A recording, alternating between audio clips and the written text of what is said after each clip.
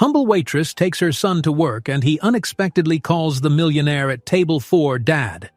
But before we dive into the full story, let me know where you're watching from and what time it is. Now subscribe to the channel and let's get started. The usually peaceful dining room was buzzing with activity as Mary, a humble waitress known for her gentle spirit, led her 6-year-old son Teddy inside. Tonight was special, or perhaps especially troublesome, for Mary. Her usual babysitter had fallen ill, forcing her to bring Teddy along to the grand cruise ship restaurant where she worked. A modest woman in her early 30s, Mary was no stranger to adversity. She had raised Teddy alone for years, balancing between double shifts and the constant worry of rent due at the end of every month. Yet her warm smile and earnest eyes endeared her to both regulars and staff alike. As the boy clung to Mary's apron, his gaze wandered around the vast sea of polished tables and gleaming silverware. The restaurant on this senior cruise line wasn't just any dining hall, it catered to distinguished guests with refined tastes, and more importantly, heavy wallets. Tonight, among the ship's high-profile passengers was Douglas Wallace, a notable figure rumored to be worth millions. The hush that fell whenever he spoke in his table's private circle suggested that he wasn't just wealthy, he was revered. The last thing Mary wanted was to draw attention. She guided Teddy to a corner beside the bar where he could color quietly, out of the way of the bustling servers who whisked by with trays of exquisite dishes. She knelt down to Teddy's eye level, brushing a stray lock of hair off his forehead. "Mommy has to work, sweetie," she whispered. "I need you to stay right here, okay? Be good and keep yourself occupied. I'll come check on you every few minutes." Teddy, with his big, curious eyes, nodded solemnly. "Will you be okay, Mommy?" Mary's heart clenched. "Yes, darling, I'll be fine, just don't wander around too much." From her vantage point, Mary could see the entire restaurant. Polished chandeliers casting a golden light, well-dressed seniors sipping cocktails, and in the very center, a broad, imposing table, sat Douglas Wallace surrounded by a small group of friends. In hushed tones, people spoke of him as the retired airline executive with an uncanny knack for philanthropic endeavors. He was rumored to have helped fund orphanages, shelters, and scholarships, yet the man himself was famously private. A person with that level of status commanded attention simply by existing in the room. Normally, Mary would never even consider bringing Teddy to work, but desperate circumstances had forced her hand. The ship's managers, though sympathetic, had their limits. If a single mother couldn't juggle responsibilities, there were plenty of others waiting to take her place. Mary had no choice but to prove that she could handle this, maintaining top service while ensuring her son remained invisible. The dinner rush crescendoed in the next half hour. Mary glided between tables, balancing plates of braised lamb and delicately garnished lobster tails. Yet, each time she delivered a dish, her eyes darted back to Teddy's corner. By some miracle, the boy was focused intently on coloring a picture of the ocean, entranced, as children so often are, by the swirl of crayons on paper. That was, until Mary turned around with a tray of lemon tarts and realized Teddy's seat was empty. Her heart lurched. She almost dropped the desserts in alarm. Quickly she scanned the room. Perhaps Teddy had ducked beneath the bar or wandered toward the restrooms. The very thought of losing him among these important guests, in the heart of a busy shift, made her stomach twist. She asked a fellow server, "Have you seen Teddy, my boy?" He shrugged, juggling a tray of dirty plates. "Not recently. Try near the coat racks?" Leaving her pastries on a side table, Mary hurried across the dining hall in a flurry of pinched nerves. She half expected the manager to appear behind her, furious that she had let her child roam about. But as she slid past the diners, she froze at the sight that welcomed her. Standing right beside Douglas Wallace's table was Teddy. The small boy gazed up at the silver-haired executive who sat mid-conversation with his well-to-do companions before pointing a tiny finger in that direction. The intensity on Teddy's face was unmistakable. Murmurs spread through the restaurant like ripples on calm water disrupted by a stone. The older folks, having witnessed countless life twists in their long years, turned in silent fascination. What was this child doing? Mary found her feet rooted to the floor as Teddy, in that moment, exclaimed in a voice far louder than Mary had ever heard him use, "Dad!" A hush fell over the entire dining room. A single gasp rose from a table near the entrance. Mary's colleague dropped a spoon. An eerie stillness blanketed the place that had been lively just seconds ago. Of all the illusions Mary might have conjured, that one made no sense. Teddy had never met his father, had never even spoken of him. Could the child have confused the millionaire for someone else? Or had some bizarre fantasy flickered through his mind? Unable to breathe, Mary rushed forward, cheeks aflame with embarrassment, and gently tried to pull Teddy back. "Honey, no, come here. This nice man is not—" But Teddy, trembling with some inexplicable certainty, seemed unable to tear his gaze from Douglas Wallace. The older man, for his part, sat absolutely motionless. His usual genial expression vanished. In his eyes flickered a hint of shock, or perhaps recognition. That fleeting second felt like an eternity as everyone leaned in, waiting for clarity. Then, with a calm exhalation, Douglas Wallace set his napkin aside. He pushed his plate away, not taking his eyes off the child who stood pointing at him. Slowly, he rose from his chair. Without the slightest outward sign of confusion or disbelief, he looked down at Teddy, then at Mary. His expression was a tapestry of emotions, unreadable yet profound. Mary's heart pounded. Why wasn't he dismissing this outlandish claim? Where was the indignation, the polite but firm correction? "I'm sorry, you must have mistaken me for someone else." Why did it feel like a whirlwind was about to descend? He parted his lips as though he wanted to speak, but the words came out shakily. Before he could continue, the manager, flustered and perspiring, appeared by Mary's side. Apologizing profusely to Douglas Wallace for the inconvenience, he tried to steer Mary and Teddy away. "I am so sorry, sir. We'll handle this at once." The manager's eyes bore into Mary, a silent warning that her job could be on the line. But the hush remained thick and unbroken among the crew's patrons. No one returned to their meals. No one dared utter a quip or attempt small talk. They all stared, enthralled by the tension. Across the way, Mary glimpsed a few older guests exchanging glances, faces that had clearly witnessed heartbreak, drama, and hope many times over. She noticed an elderly woman in a pastel shawl wipe away tears she couldn't quite hide. Douglas Wallace cleared his throat. He raised a hand gently, indicating to the manager that he needed no further intervention. "Please," he said in a quiet voice that still seemed to command the air, "let the boy speak." Mary tried to speak first. "Sir, I'm sorry. I have no idea what he's—" Then Teddy, voice shaking, stood on tiptoe and pressed a small piece of paper into the older man's hand. "I drew this for you," he whispered, almost inaudible. On the paper was a simple stick-figure family, a woman with brown hair, a child with curly locks, and a tall figure with white hair. Above them was a bright yellow sun. Teddy's name, spelled in crayon, was scrawled in one corner. In that instant, Mary felt as though the entire weight of her life, the lonely nights, the exhaustion, the unwavering dedication to her son, rested on a razor's edge. Did Teddy truly sense something about this man? Was it possible that fate had orchestrated this bizarre reunion? Or was it all some child's fantasy ignited by seeing a kindly figure with warm eyes? And while half the room seemed gripped by sympathy, the other half, especially the more jaded guests, watched with raised eyebrows, waiting for either a scandal or an apology.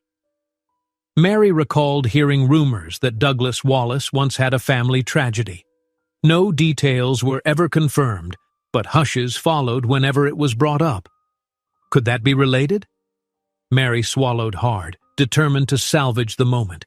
Even if her job hung by a thread, she wouldn't allow her son to be traumatized by a misunderstanding. Teddy, she said, voice gently trembling, why did you call this man Dad? But Teddy only tightened his hold on Mary's apron. The manager's hushed hush soared again. Miss Mary, I must insist. A moment that threatened to define the rest of Mary's life now teetered precariously. Would Douglas Wallace walk away offended by the child's accusation, or would he shatter the polite hush with something far more shocking? The manager shot Mary another warning look, his posture taut with discomfort over the spectacle unfolding in front of the entire dining room. Around them, waitstaff hovered nervously, arms loaded with trays of decadent dishes that risked going cold. Some of the senior passengers watched the scene with empathetic fascination.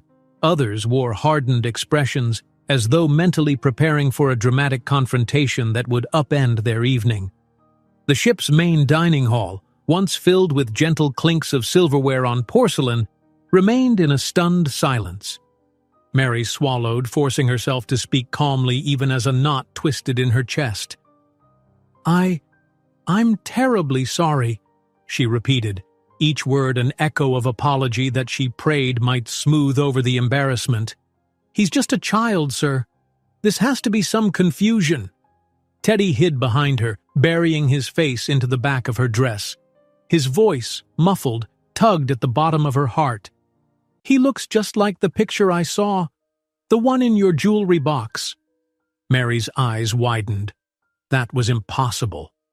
The box in question contained old photographs of her own father, passed away many years ago, and a few keepsakes from the short whirlwind of romance she'd shared with Teddy's father. But that picture was of a much younger man in a pilot's uniform, someone Mary had never named to Teddy. So how did her son think it was Douglas Wallace? Across from them, Douglas's brow furrowed. A flicker of recognition, or perhaps confusion, danced across his distinguished features. Slowly he peered at Teddy, then at Mary, as if searching for something he couldn't quite name. Seconds later, he crouched down, an unexpected gesture from such a regal figure, and offered a polite smile at Teddy's eye level. You said you saw my picture, son? His voice was low, gentle. The manager, nearly frantic, interjected, Mr. Wallace, I do apologize 1,000 times. We will rectify this. Douglas raised a hand, signaling the manager to silence. Let him speak. The hush that felt like stepping into a vacuum. Douglas turned back to the boy, waiting patiently. Teddy peeked out, small fists clenched with nerves. Yes. My mommy kept a picture of you. Well, a picture that kinda looks like you. I saw it once and she said that man didn't know about me. Mary's breath caught. Her memory rushed back to a single snapshot. A tall, confident pilot who once brushed the edge of her life. They'd shared a brief, meaningful connection before her reality shattered around secrets she could hardly begin to unravel. She'd never heard from him again. It wasn't Douglas Wallace. It couldn't be. That man's name was something entirely different, or so she'd believed. Yet here was her son, pointing at a possible twist of fate. Was it truly just a child's imagination, a coincidence in appearance? Or had Mary unknowingly crossed paths with a man whose identity was far more entangled with her past than she'd ever realized? The older diners leaned in, silent spectators to a drama that few of them could have imagined witnessing on a leisurely cruise. Some of them had children and grandchildren of their own. They understood the tremor in Mary's voice, the unstoppable force that compels a mother to protect her child, even when the child's words appear outlandish. Taking a calming breath, Mary placed a hand on Teddy's shoulder. We must be mistaken, sweet boy, she whispered, trying to project confidence. Mr. Wallace is a gracious passenger. He's not... She swallowed. He isn't your father. Douglas rose to his full height again, eyes narrowing with thoughtful concern. May I ask your name? He said gently, focusing on Mary. She flushed under the intensity of his gaze. Mary Thompson, sir. He tilted his head. Have we...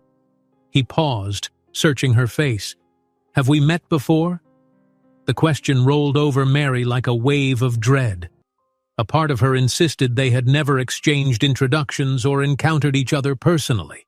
She would have remembered someone so prominent. Yet there was a shadow of doubt. Could they have met years earlier, under some different circumstance, before he rose to prominence? Before Mary's life became an endless cycle of double shifts and hush-hush responsibilities? She forced a polite smile, shaking her head. Well, I don't think so, sir. I'd remember if I'd met you. One of the older women at a table to the side wiped a tear from the corner of her eye. In a voice thick with empathy, she murmured to her companion, "That little boy is so certain. Do you think—" Her companion patted her hand. "Life has a strange way of tying threads together." Mary fought the urge to run from the hall, but she knew she had to keep her composure. If she fled, the manager would surely fire her on the spot. And perhaps worse, the entire cruise line might label her as a scandal maker. She loved her job for the stability it provided Teddy. She couldn't lose it over a misunderstanding. Summoning what courage she could, she gently guided Teddy away from the table. We'll just go back to our station, Mr. Wallace. So sorry for—" "Wait," the millionaire said. His tone was so soft, yet it carried enough weight to still Mary's anxious retreat. His gaze flicked over to the manager, then the staff, then the array of wide-eyed onlookers. "Could I trouble you for a few minutes of conversation in private? Perhaps in the corridor?" The manager's eyes nearly popped out of his head. "Mr. Wallace, I assure you, we can keep your dining experience comfortable." Douglas gave a tight nod, cutting him off. "I understand, but if you'd allow me this request, just for a moment, I won't keep your waitress from her duties long." Mary hesitated, torn between the fear of leaving her post and the possibility of unraveling a bizarre misunderstanding. But the manager, sensing an even bigger potential meltdown if he refused the request of a VIP passenger, let out a resigned sigh and waved her on. "Go on," he muttered. 5 minutes, Mary. 5. Leading Teddy by the hand, Mary followed Douglas Wallace through a set of double doors that led out of the dining room and into a quiet corridor. The hush pressed in around them like a heavy curtain. When they stopped, Douglas turned, regarding Mary with an oddly gentle expression. "I know this is unusual," he began, slipping his hands into the pockets of his perfectly tailored suit. "But your son, he seems so certain. And the way you reacted made me think that perhaps there's some confusion. I don't want to embarrass you further, nor do I want to discount the boy's feelings." Teddy pressed against Mary's hip, a swirl of conflicting emotions on his face. Hope, anxiety, curiosity, and a childlike determination that refused to be simply brushed off. Mary felt her heart race. Every instinct told her that what her son claimed was impossible. But if so, why was her pulse hammering so loudly? "Sir, I have no idea where he got this notion," Mary admitted, her voice trembling. "Teddy's father, he left before I knew I was pregnant. I've never had any reason to think he was, well, you." Teddy glanced up. "But Mommy, the man in the picture had shiny pins on his jacket, like a pilot. He looked just like him." Douglas's expression changed almost imperceptibly at the mention of pilot wings. "I used to be a pilot," he said quietly. "Many years ago, not for a commercial airline. My father's small aircraft mostly. It's how I started in aviation before I built up my airline empire. That was over 2 decades ago." Mary's legs felt weak. She pressed a palm against the wall to steady herself, memories colliding in her mind. The father of her child had boasted of flight training, a dream of running his own charter flights. But Mary had never learned the man's real identity. He gave a name that might have been a pseudonym, a name she found no trace of when, desperate and alone, she tried to track him down. She'd only known him for a few brief months, a fleeting romance overshadowed by his sudden disappearance. And now, hearing Douglas's words, she felt some deep part of her quake with dread and hope simultaneously. Still, it felt outrageous. "That can't be, sir. I'm certain the man I met was... well, He gave me a different name. Unless he lied or—" Douglas's brow furrowed with a flicker of regret or puzzlement. "I had a complicated life in my younger days," he admitted, voice subdued. "Before I took on the official mantle of Wallace Aviation, I sometimes traveled under different identities for privacy. Not proud of it, but as a young man chasing adrenaline, secrecy was my shield. I never meant to hurt anyone." Teddy stared up at Douglas with wide eyes, as though listening to an unbelievable bedtime tale. Mary felt her voice catch in her throat. "But if it was you, then why would you never try to find me? You left me alone and pregnant. You would have known. You would have—" Her voice trembled with the sting of old wounds. She remembered the heartbreak vividly, discovering her pregnancy only to realize the charming pilot who'd shown her fleeting tenderness had disappeared without a forwarding address.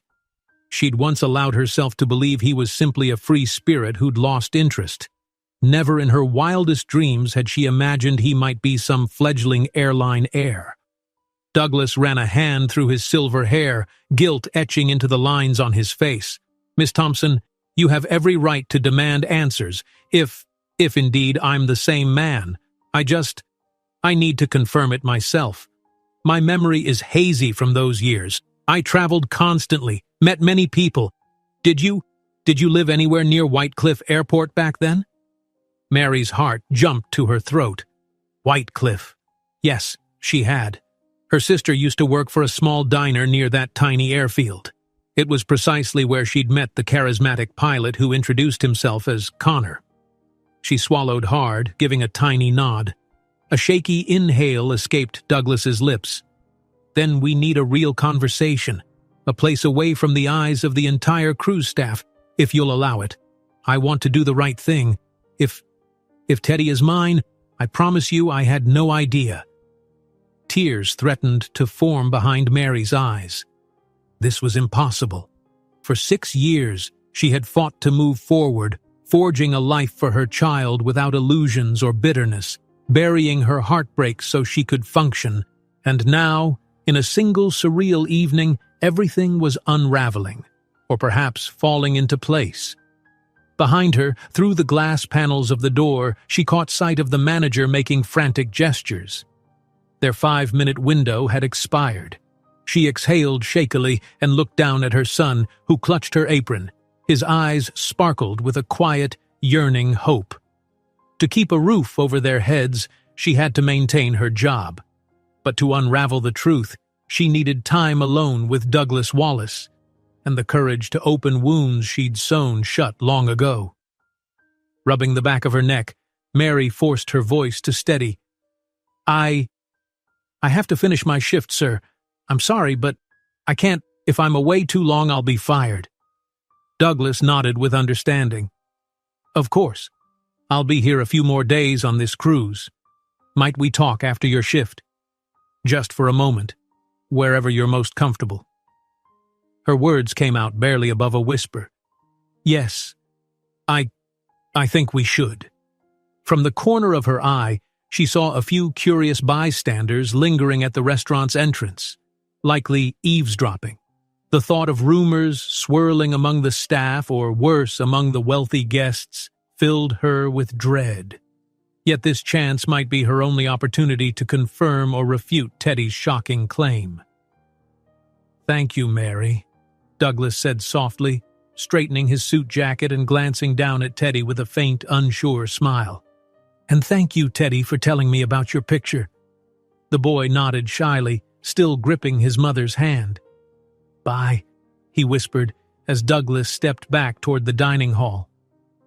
When Mary re-entered the restaurant, manager scowling, the onlookers shifted awkwardly in their seats. A wave of quiet conversation rippled across the tables, barely contained curiosity and speculation. In the background, Mary noticed some older couples exchanging conspiratorial looks, nostalgia in their eyes, as though they'd once known heartbreak that shaped their lives just as profoundly. One thing was certain: Mary's life would never be the same. An unstoppable chain of events had been set into motion, The only question left was whether her world would shatter or find the one missing piece she'd never dared to hope for. In the moments after Mary slipped back into the dining hall, the entire staff seemed to be walking on eggshells around her. The manager, Mr. Hendricks, beckoned her with a stiff wag of his index finger, signaling that she should approach him at once. With Teddy now safely stationed in his little corner near the bar, under the watchful eye of a sympathetic busboy, Mary braced herself for whatever tense conversation would follow. "Mary," the manager began in a hushed tone, his brow furrowed. "I've been lenient because you're one of our best servers, and I understand your circumstances tonight." He paused, glancing pointedly in Teddy's direction. "But you must realize how disruptive this is. Mr. Wallace is one of our most important guests on this cruise. He's not just any wealthy passenger. He's practically a legend, and your son—" "I know," Mary interrupted softly, avoiding the man's stern eyes. "I'm truly sorry. None of this was intentional." Mr. Hendricks exhaled slowly as if trying to release some of his tension. "Intentional or not, it's happened. Now people are talking. Word spreads fast on a ship. I need to know you can keep this under control, because if you can't—" He didn't finish the sentence, but Mary grasped the implications. In her mind, she pictured Teddy at home, safe, well-fed, none of which would be possible without a steady paycheck. Summoning what courage she had left, she nodded firmly. "I promise. I just need to get through this shift, and I'll be extra careful." Hendricks studied her face for a long moment, the clamor of the dining room swelling around them. With reluctant acceptance, he finally sighed. "All right. Go on then. But keep that boy out of trouble. And Mary, no more scenes." She whispered a thank you before hurrying off, head bowed. As she resumed her serving duties, she felt the weight of countless stares prickling her back. There, at a table by the window, an elderly couple offered her a sympathetic smile. She recognized them as Mr. and Mrs. Harold, regular cruisers who spent their golden years traveling the seas. For once, their usual small talk about the menu was replaced by an unspoken understanding. Their eyes followed her gently, as if wanting to say, "We've lived long enough to know life can be full of the unexpected." Struggling to steady her hands, Mary delivered plates of sea bass and roasted vegetables to a group of retirees who eyed her with both interest and courtesy. One of them, a bespectacled man in a blue sweater vest, murmured, "Don't worry, dear. Children can surprise us sometimes. Mine certainly did." His words, though well-meaning, only reminded Mary of the hurricane swirling inside her. After offering a tight smile of gratitude, she drifted to the next table. In that subtle, unspoken way, the entire hall remained aware of her presence, aware of the event that had unfolded with the esteemed Mr. Wallace. At least Douglas himself was no longer in sight. After their tense corridor exchange, he'd quietly excused himself from the dining room, presumably to avoid more chatter. Mary felt torn between relief and a surreal disappointment. In the back of her mind, a question echoed. If he truly is Teddy's father, why do I feel so confused? Shouldn't I be either furious or relieved? She tried to collect herself, focusing on the routine tasks, refilling water glasses, collecting empty plates, describing desserts with a cheerful tone. From time to time, her eyes darted toward Teddy's makeshift station. The boy, perhaps sensing the heaviness of the atmosphere, kept unusually still. He clutched his crayon box but wasn't coloring. Instead, he seemed deep in thought, glancing occasionally at the door through which Douglas had vanished. Only a half hour more, Mary told herself, forcing a professional smile at the next table. She'd promised Mr. Wallace a chance to talk after her shift ended. How exactly that conversation would begin, or how it might change her life, she hardly dared to imagine. The final wave of guests savored their desserts, engaged in subdued murmurs. Usually the ship's seniors might liven up with more chatter at the end of a meal, but the shadow of that earlier incident lingered. Whispers circulated, "Do you think it's really him?" poor woman must be so hard. I heard Wallace once had a heartbreak. Rumors, half-truths, and speculation all wove together, forming a tapestry of intrigue in a place generally reserved for pleasant conversation and leisurely meals. When the clock showed that dinner service was nearly finished, Mary inhaled and mustered the nerve to approach the manager again. Plates were cleared, tips collected, the usual winding down. "Sir," she said to him quietly, "everything's wrapping up. May I clock out soon?" Hendricks narrowed his eyes, scanning the dining hall. With no further crises on the horizon, he gave a curt nod. "Yes, go. But Mary—" He paused. "Tomorrow, try to arrange childcare. I can't have more surprises." She managed a small, grateful smile. "I understand." Relieved, Mary hurried over to Teddy, leaning down to brush a tender hand through his curly hair. "Ready to go, sweet pea?" Teddy nodded. His lips were pressed tight, as though he'd been waiting all evening to ask a question. "Where's that man, Mr. Douglas? He said we could talk later. Are we going to see him?" Mary's heart flipped. "I think so, honey," she said, keeping her tone gentle. "But let's not get our hopes up, okay? First, let me take you to the staff lounge. I need to grab my purse, and then we'll figure it out." She guided Teddy down a hallway behind the restaurant, lined with supply closets and staff locker areas. Once she collected her belongings, she paused in front of a small mirror to straighten her uniform and brush away any stray tears that threatened to show. Her reflection felt foreign, cheeks slightly flushed, eyes uncertain. Was she truly about to confront a man who might be the father Teddy never knew? Just as she was considering how to contact Douglas, a soft knock on the lounge door made her jump. Another server stuck her head in. "Mary, there's someone here for you. He's waiting in the corridor." Her nerves sparked. "Thank you," she murmured, swallowing the dryness in her throat. Gathering her courage, she took Teddy's hand and followed her co-worker to a quiet stretch of hallway that led to a private deck entrance used by staff. Sure enough, Douglas Wallace stood there. Gone was the business-like composure he'd worn in the dining hall. Now he looked almost anxious. His gaze rested immediately on Teddy, and a subtle warmth flickered in his eyes. "Miss Thompson," Douglas began softly, then cleared his throat. "Mary, I asked the staff if I might have a word with you here to spare you more prying stares in the passenger areas." She nodded, lips pressed tight. "Thank you. That's kind." He gestured to a small side door. "We can step out onto the deck if you like. It's quieter and has a good railing, so Teddy should be safe." Outside, a gentle evening breeze caressed the massive cruise ship. The ocean was vast and dark, silvered by moonlight. In the distance, one could hear the muffled hum of the vessel's engines cutting through water. The hush felt intimate and strangely calming. Mary took a moment to watch Teddy gaze up at the star-speckled sky. Then she turned to face Douglas, who stood at the railing, arms folded loosely. "Before anything else," he began, voice low, "I want to apologize for causing you distress in front of all those people. I truly wasn't expecting such a claim." Mary let out a tremulous sigh. "Neither was I. Teddy's never said anything like that in his life. It just came out. I don't even know if he fully understands what it means to call someone dad. He's never had a father figure around." Douglas closed his eyes for a moment as though absorbing the weight of those words. Then, with calm deliberation, he turned toward Teddy. "Young man, can I ask you a question?"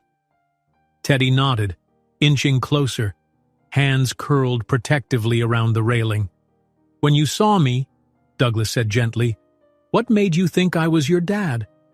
Was it really the picture, or did you feel something else?" The boy stood thoughtful for a moment, small brows knit together. "You look like him. I mean, from that picture of a pilot in Mommy's old box.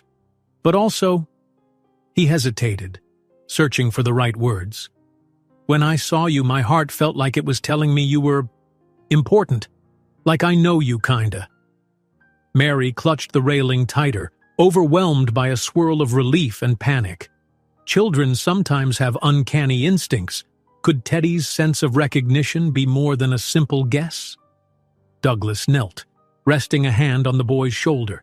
The ocean wind tousled Teddy's curls, and for a fleeting second, the moonlit scene looked heartbreakingly like a father and son bonding moment.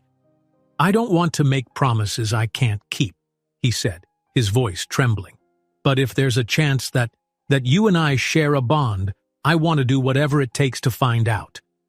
Mary's throat felt tight. "And if you discover you aren't his father?" she asked softly.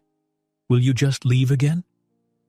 His eyes flicked up, brimming with sincerity. "No, I won't vanish into thin air. I might not have known about Teddy for 6 years, but now that I have an inkling, I can't pretend nothing's changed. I want to be sure. If it turns out we are connected by blood, then I intend to step up." Teddy studied Douglas's face, absorbing words that were far too grown up for a 6-year-old to comprehend in full. Yet he seemed to cling to each one. The boy's small hands gripped the railing, knuckles whitening. Mary found herself at a painful crossroads. For so long, she had yearned for the father of her child to reappear, if only to share the burden of raising Teddy, to show him a father's warmth.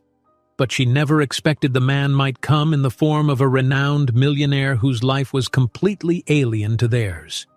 The difference in status alone could create a chasm of complications. How do we even confirm any of this?" she asked quietly, her voice tinged with both longing and guardedness. Douglas stood once more, exhaling through parted lips. "A paternity test would be the most straightforward method. If you're willing, I can arrange it as soon as we're docked. If not, we can try to find a local facility wherever the ship stops next. And in the meantime..." He glanced at Teddy, then returned his gaze to Mary. "In the meantime, please let me do something to help you two. Even if it's small. A hotel room on the ship, perhaps. So Teddy doesn't have to sleep in the staff quarters?" Mary winced at the question, her pride bristling. "We have a tiny cabin. It's not much, but it's ours. I don't want to owe you anything before we're sure." A soft sadness passed over Douglas's features. "I understand. Let me respect your boundaries. But please..." His tone softened further. "If you need anything at all, you only have to say so." For a brief span, the three stood in silence, with only the hush of waves and distant chatter from the ship's entertainment deck. Teddy leaned his head on Mary's side, stifling a yawn. She ran her hand along his back, comforted by the presence of her son, even as her world seemed to tilt on a precarious axis. Finally, Douglas cleared his throat.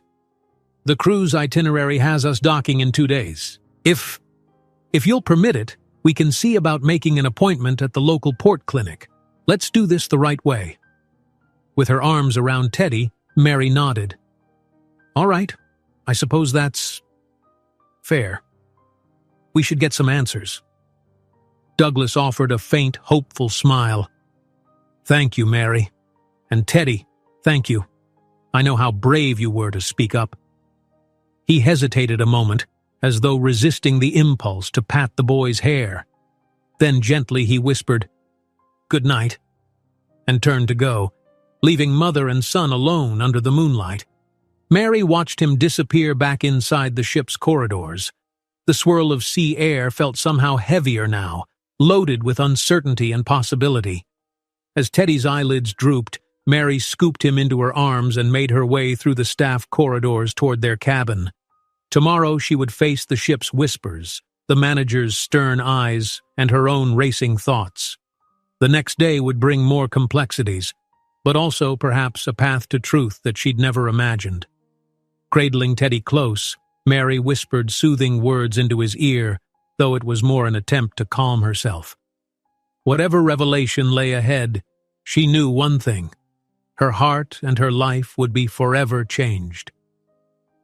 Morning on the cruise ship came swathed in pale sunlight that danced over the endless ocean. Mary awoke to the gentle hum of the ship's engines and Teddy's soft breathing. Her small cabin, tucked away in the staff quarters, felt tighter than ever. Its narrow bed, compact closet, and single porthole reminded her of their precarious position. She gently brushed a hand over Teddy's forehead and contemplated what the day might bring. It was a free morning for Mary, with her next shift starting at lunchtime. Normally, she'd spend an off-duty morning catching up on rest or sorting laundry, but after last night's encounter with Douglas Wallace, rest felt elusive. Her mind raced with questions, whether he really was the man she'd known as Connor, the one who drifted through her life and left behind a pregnancy, heartbreak, and uncertainties. Or perhaps she feared building up hope around an impossible coincidence. Teddy stirred, blinking awake with that sweet innocence only a child can sustain. "Mommy," he mumbled, eyes still heavy with sleep. "Are we going to see him again?" Mary sighed, sinking onto the small stool that doubled as their makeshift dining seat. "I'm not sure, baby. He did say he wanted to, but we have to wait until we dock if we're going to do the—" She paused, realizing she'd never actually explained to Teddy what a paternity test meant. She smoothed his hair. "Let's just focus on today, all right?" He nodded, though she could sense a swirl of excitement in his eyes. He'd rarely talked about a dad. Perhaps he'd assumed all families looked like theirs, just mother and child. Yet children are more observant than adults give them credit for. Maybe Teddy had privately nurtured a dream that his father would appear, greet him with open arms, and whisk them both into a happily ever after. Mary swallowed the ache in her throat and stood. "I'm going to see if we can find a quiet place for breakfast," she said, picking up a wrinkled staff uniform from her closet. "Then I'll go talk to Mr. Hendricks about our schedule. Why don't you get dressed?" Teddy hopped out of bed and pulled on the simple clothes Mary had laid out, a striped t-shirt and shorts. Within minutes, they left their cabin behind, navigating the discreet corridors meant for crew members.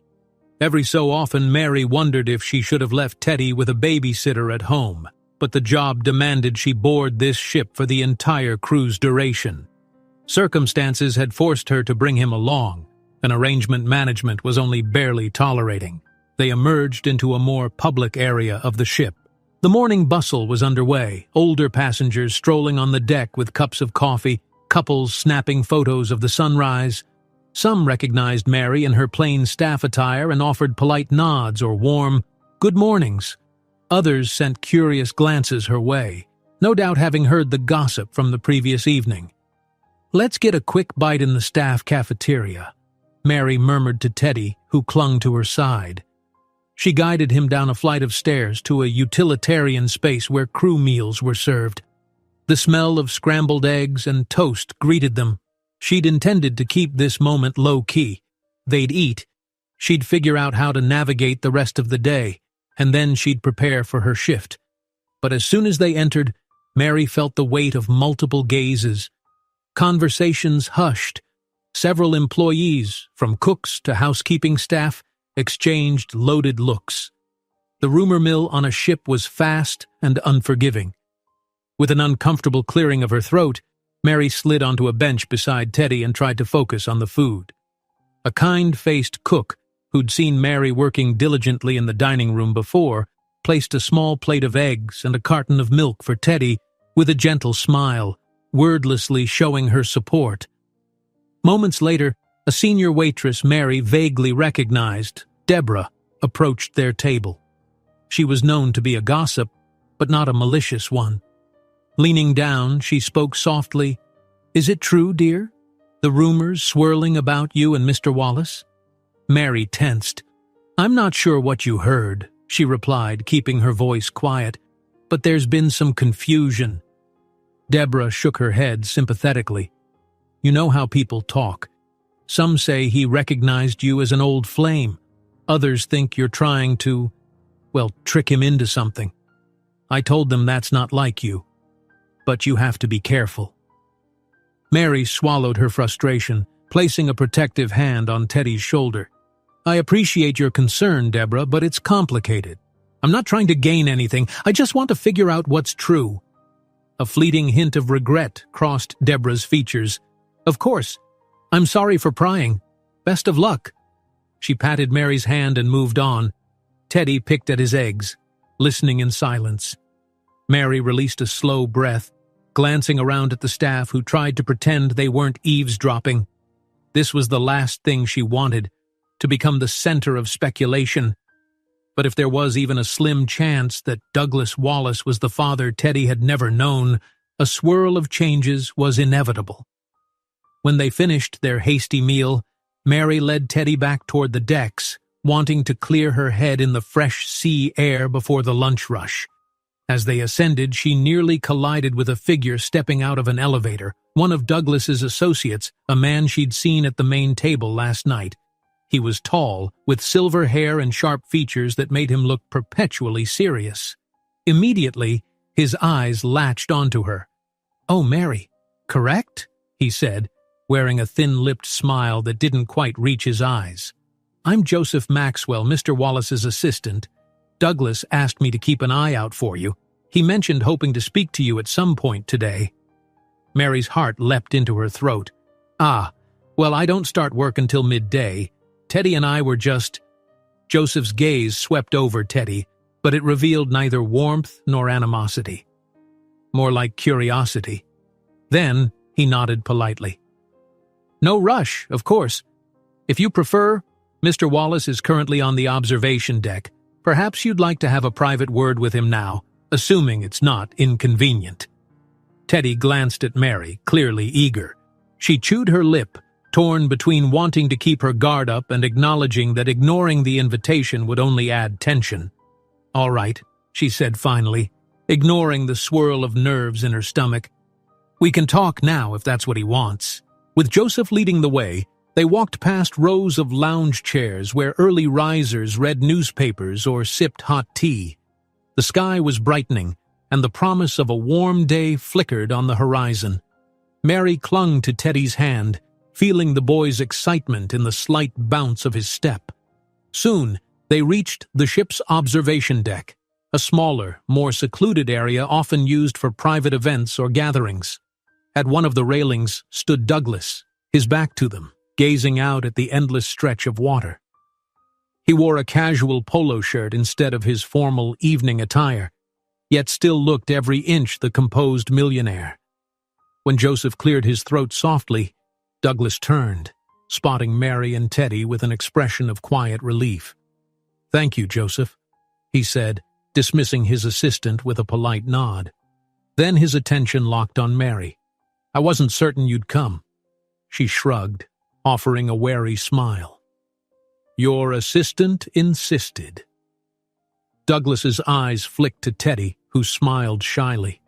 "Good morning, Teddy," he said as if testing how those words felt. The boy responded with a quiet, "Hi," half hiding behind Mary's skirt. The older man's gaze returned to Mary, a softness hovering in his eyes. "Would you walk with me for a moment?" She hesitated, then nodded. With her free hand, she guided Teddy along, keeping him close. They walked across the deck, passing by clusters of potted plants, until they reached a spot mostly shielded from passing guests. "First, I should tell you," Douglas began, folding his arms thoughtfully. "I made a phone call this morning to a private clinic at our next port. They can administer a discreet paternity test. I gave them a heads up that we'll be coming, though I haven't confirmed details. This is only if you're comfortable, of course." Mary swallowed. She'd expected this step, yet hearing him state it plainly left her momentarily breathless. I think it's best," she replied, voice uneven. "We need a definite answer." Douglas nodded. "After that, we'll proceed however you prefer." He crouched slightly, meeting Teddy's eyes on level. "Would you mind going to a small doctor's office with your mom and me, buddy? Just for a few minutes?" Teddy blinked, studying Douglas. "Will it hurt?" "It's usually just a cheek swab," Mary interjected kindly. "No needles as far as I understand." "Oh," Teddy said, relieved. "Then okay." Seeing the boy's acceptance, Douglas smiled, a warm but tentative curve of his lips. The three of them watched a seagull wheel overhead, its call echoing. Below, the water sloshed against the hull. The peacefulness of the scene clashed with the internal storm Mary felt. She thought of the million questions swirling inside her, questions she was too afraid to ask. Where had he gone all those years ago? Why no word or letter if he suspected she might be pregnant? Sensing the tension, Douglas exhaled. I understand how strange all this must be, Mary. I had no idea. Truly, I didn't. She nodded, lips pressed into a thin line. I believe you, she whispered after a moment. Or at least I want to. But until we know for sure that you're… You know, I'm trying not to get ahead of myself. He grimaced, as if stung by regret. I can't blame you. I only hope that, if the test confirms what Teddy suspects, you'll allow me a chance to… He paused, glancing at the boy. Well, to be in his life, in whatever capacity you're comfortable with. A swirl of emotion knotted in Mary's chest. She thought of the evenings she spent tucking Teddy in, alone. The times he asked, "Do I have a daddy?" And she could only shake her head and murmur a vague explanation. How would it feel if, after all this time, a father figure suddenly appeared, wealthy beyond measure, offering solutions to problems she'd learned to handle by herself?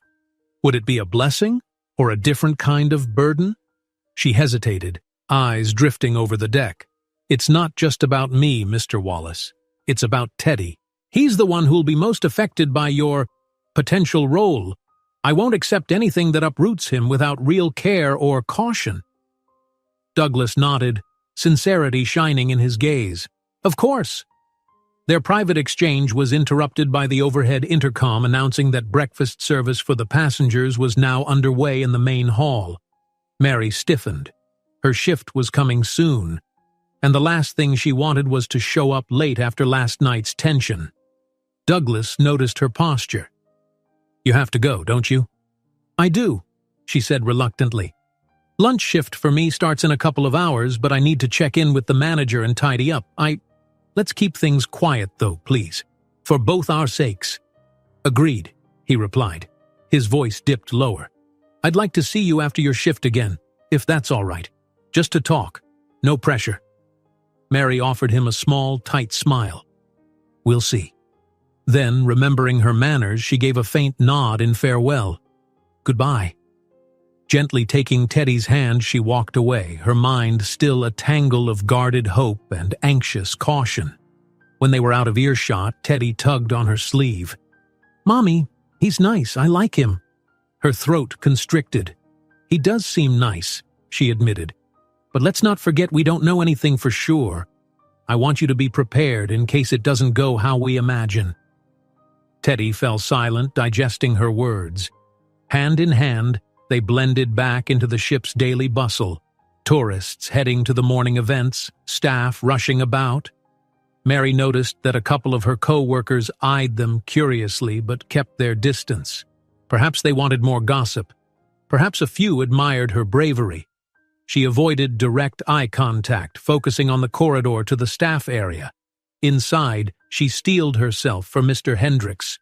To her relief, the manager was swamped with administrative tasks, merely offering her a curt nod before directing her to help set up tables.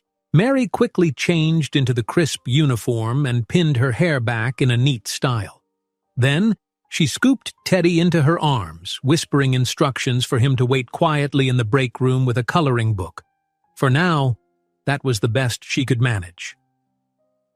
As she stepped into the main dining room for the lunchtime preparations, her stomach knotted. The hush that spread upon her entrance was unmistakable. Guests recognized her, staff recognized her, and somewhere in the chatter, she could hear faint references to Wallace and that waitress. She forced her posture straight, determined to prove herself as steady and professional as ever. Each greeting to a table was delivered with a bright smile, each dish carried with a steady hand. Yet, the memory of Douglas's promise and Teddy's unwavering certainty stirred in her mind. She tried to quiet the hope that sparked in her heart, reminding herself that she had to remain grounded. She wouldn't allow herself to rely on illusions again. She made her way from table to table, collecting orders, refilling drinks, answering questions about the day's specials. In the swirl of the midday crowd, Mary almost began to feel normal again. She was, after all, quite skilled at balancing tasks and graciousness. It was only when she glimpsed the door leading out to the corridor that her composure slipped, recalling how easily her life had changed the previous night. Among the scattered guests, she saw older folks who gazed at her with compassionate expressions. A couple in their 70s who had once told Mary about their own estranged daughter gave her a subtle thumbs up as if to say, "Hang in there." She swallowed a mixture of gratitude and embarrassment. Hours passed in a whirlwind of orders, dirty plates, and tips left on tables. By the time the lunch crowd thinned, Mary was sweaty, her feet ached, and her nerves felt stretched. She was about to slip into the kitchen to wipe her brow when she sensed a presence at her side. Turning, she found Joseph Maxwell again, Douglas's assistant. He gave a polite half-bow, ignoring the stares of a few staffers who lingered around. "Ms. Thompson, Mr. Wallace asked me to see if you might join him for tea this afternoon once you're finished. He's in the private lounge." Mary's pulse spiked. Tea. In the private lounge. An invitation that likely no humble waitress had ever received from a first-class passenger. She swallowed. "I suppose I can talk briefly once I've clocked out." "Of course. At your convenience." He left without waiting for a further response, leaving Mary with her heart hammering in her chest. She looked around, half expecting her manager or co-workers to protest. Instead, everyone seemed too wrapped in curiosity to voice an objection. Only Mr. Hendricks caught her eye from across the room, raising an eyebrow as if to say, "Be careful." Glancing at the clock, Mary realized her shift ended in less than an hour. Soon she would face Douglas Wallace once again, this time presumably to discuss next steps for confirming or denying that jaw-dropping paternal claim. With renewed concentration, she finished her final round of tables. She guided the last straggling diners to the dessert buffet, cleared used dishes, and handed in her receipts. Then she slipped to the break room to check on Teddy, who was nodding off on a small couch. Gently waking him, Mary whispered, "I need you with me, honey. Someone wants to see us." Teddy blinked blearily, hugging his coloring book. "Him?" he asked softly, instantly alert. She nodded, feeling the knot in her stomach tighten. Holding her son's hand, Mary walked through the corridor, ignoring the hush that seemed to follow them. Finally, they reached a private lounge that was typically reserved for VIPs, with plush seats and wide windows overlooking the sea. At the far end of the lounge sat Douglas, alone at a small table set with a teapot and 3 cups. As the door clicked shut behind them, Mary mustered a steady breath. She reminded herself they were simply 2 adults, potentially with a shared past, trying to do right by a child. Yet, the hush of that lavish lounge and the intense gaze of the wealthy executive gave the moment a dreamlike quality. Douglas stood when they approached. "Mary, Teddy, thank you for coming." He motioned toward the plush chairs. "I hope you don't mind Earl Grey. It's one of my favorites." Mary guided Teddy to a seat. She didn't trust her voice to respond with more than a polite nod. The swirl of the ocean behind the expansive windows seemed to beckon them toward horizons unknown.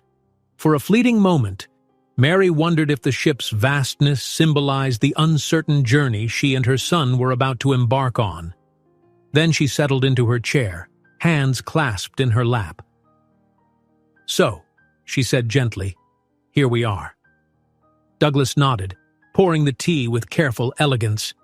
"Here we are," he echoed, setting a delicate porcelain cup in front of her, another before Teddy with a bit of extra sugar. "I'd like to hear more about how you and Teddy have been, and, if it's all right, share a little of my story, too." Mary inhaled, bracing herself for revelations. All right. Though she didn't yet know whether this would end in heartbreak or a kind of miracle, The warmth in Douglas's voice and the quiet hope in Teddy's eyes suggested they all sensed the same thing. This was the beginning of discovering the truth, and for better or worse, from this point on, nothing could ever be the same. Mary's fingers curled around the delicate porcelain teacup. The faint scent of bergamot from the Earl Grey rose in gentle wisps, calming and yet strangely foreboding. Across the small lounge table, Douglas poured a bit more tea for Teddy, who watched with unabashed curiosity. After a moment's hesitation, the boy took a careful sip, only to wrinkle his nose slightly at the taste. He reached for the sugar bowl, tossing a pleading glance at Mary. She gave him a tiny nod of permission, and he added a generous spoonful.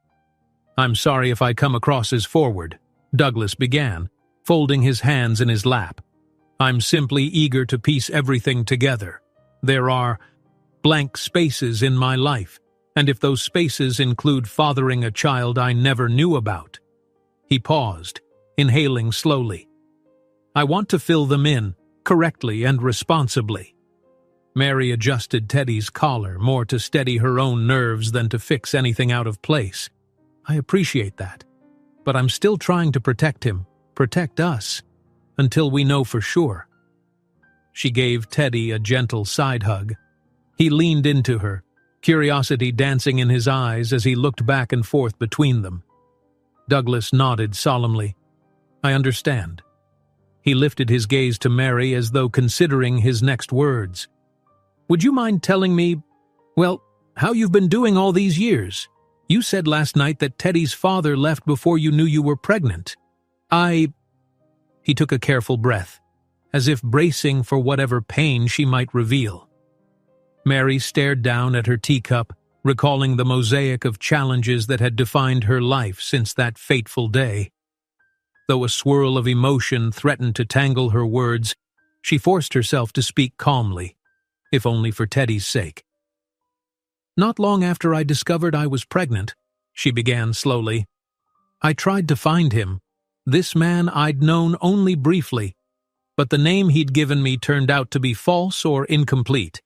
He'd said he was a pilot, that he flew small aircraft. Then he vanished.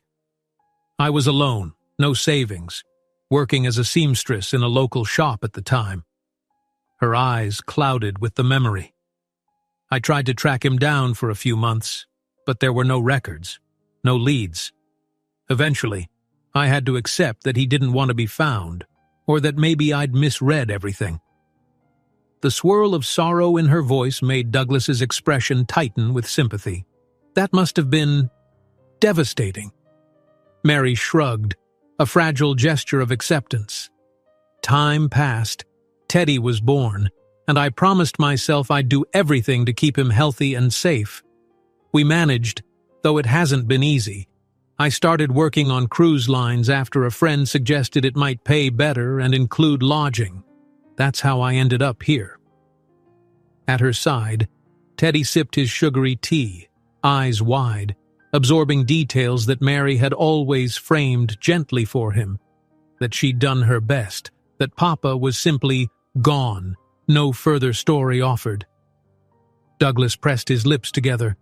"And so you had no way to—" He stopped himself, shaking his head as though lamenting his own ignorance. "Mary, if it truly was me, I need you to believe I never received any hint, no letter, no phone call. I would have stepped in. Honestly, I'd have done anything to be there for you both." Mary noticed the sincerity shimmering in his gaze. A flicker of possibility stirred in her chest. Could he be telling the truth? "I hope so," she whispered, not knowing what else to say. "But for now, let's do the test. Until then, maybe we should hold off on anything that might confuse or upset Teddy." Douglas nodded in agreement, though his jaw tightened with unspoken regret. "Yes, of course." A soft silence enveloped the lounge, broken only by the hum of the ship's engine and distant laughter from other passengers outside in the hallway. Teddy set his cup down, glancing at Mary before addressing Douglas in a quiet, inquisitive tone. "If If you are my dad, does that mean—" He hesitated, fumbling for the right words. "Would we live together, like families do?" Mary's heart squeezed painfully. That question had loomed since the moment Teddy first called Douglas Dad. She was about to gently intercept, but Douglas leaned forward, his expression tender. "We'll figure it out, Teddy. We'll see what your mom wants, what you want, and what's best for everyone. But no matter what, if I learn you're my son, I promise I won't disappear." Teddy's face brightened, as though someone had handed him a golden key. Mary gently touched his shoulder, feeling both relief and worry warring inside her. "It's good to think about the future, sweetie," she said softly. "But let's not forget we have to confirm it first." The boy nodded, but the light of hope in his eyes refused to dim. Douglas cleared his throat, changing the subject slightly. "I realize folks on the ship may be talking. You have my word. Joseph and I will keep everything private. I don't want to cause you trouble." Mary managed a weak smile. "It's kind of late for that, but thanks. The staff gossip is a lot and the manager is stressed, but I'm doing my best to keep it discreet. I'd appreciate you not calling any more attention to this than necessary." "Absolutely," he said, setting down his cup. "I could have the test arranged for tomorrow afternoon right after we dock. They said they can get results in a few days. I'd even expedite it further if possible, but the local clinic might have limited resources." Mary nodded. "That's fine. We'll handle it then. And in the meantime," Douglas added, voice gentle, "I'll be around if either of you, need anything at all. But I won't push. I know you must feel overwhelmed." She acknowledged his offer with a small nod. It was both a comfort and a source of anxiety. For so long she'd managed everything alone. Schedules, bills, emergencies, joys. The notion that someone might step in to help, especially someone with financial means and a sense of responsibility, felt both surreal and strangely threatening to the independence she'd forged. A quiet knock sounded at the lounge door. Mary and Douglas turned to see an older gentleman from housekeeping stepping in timidly, pressing his cap to his chest. "Excuse me, Mr. Wallace, Ms. Mary," he said politely. "They're setting up for a private function in here soon. I just wanted to let you know." Douglas offered a kind smile. "Thank you, Leonard. We'll be out of your way soon."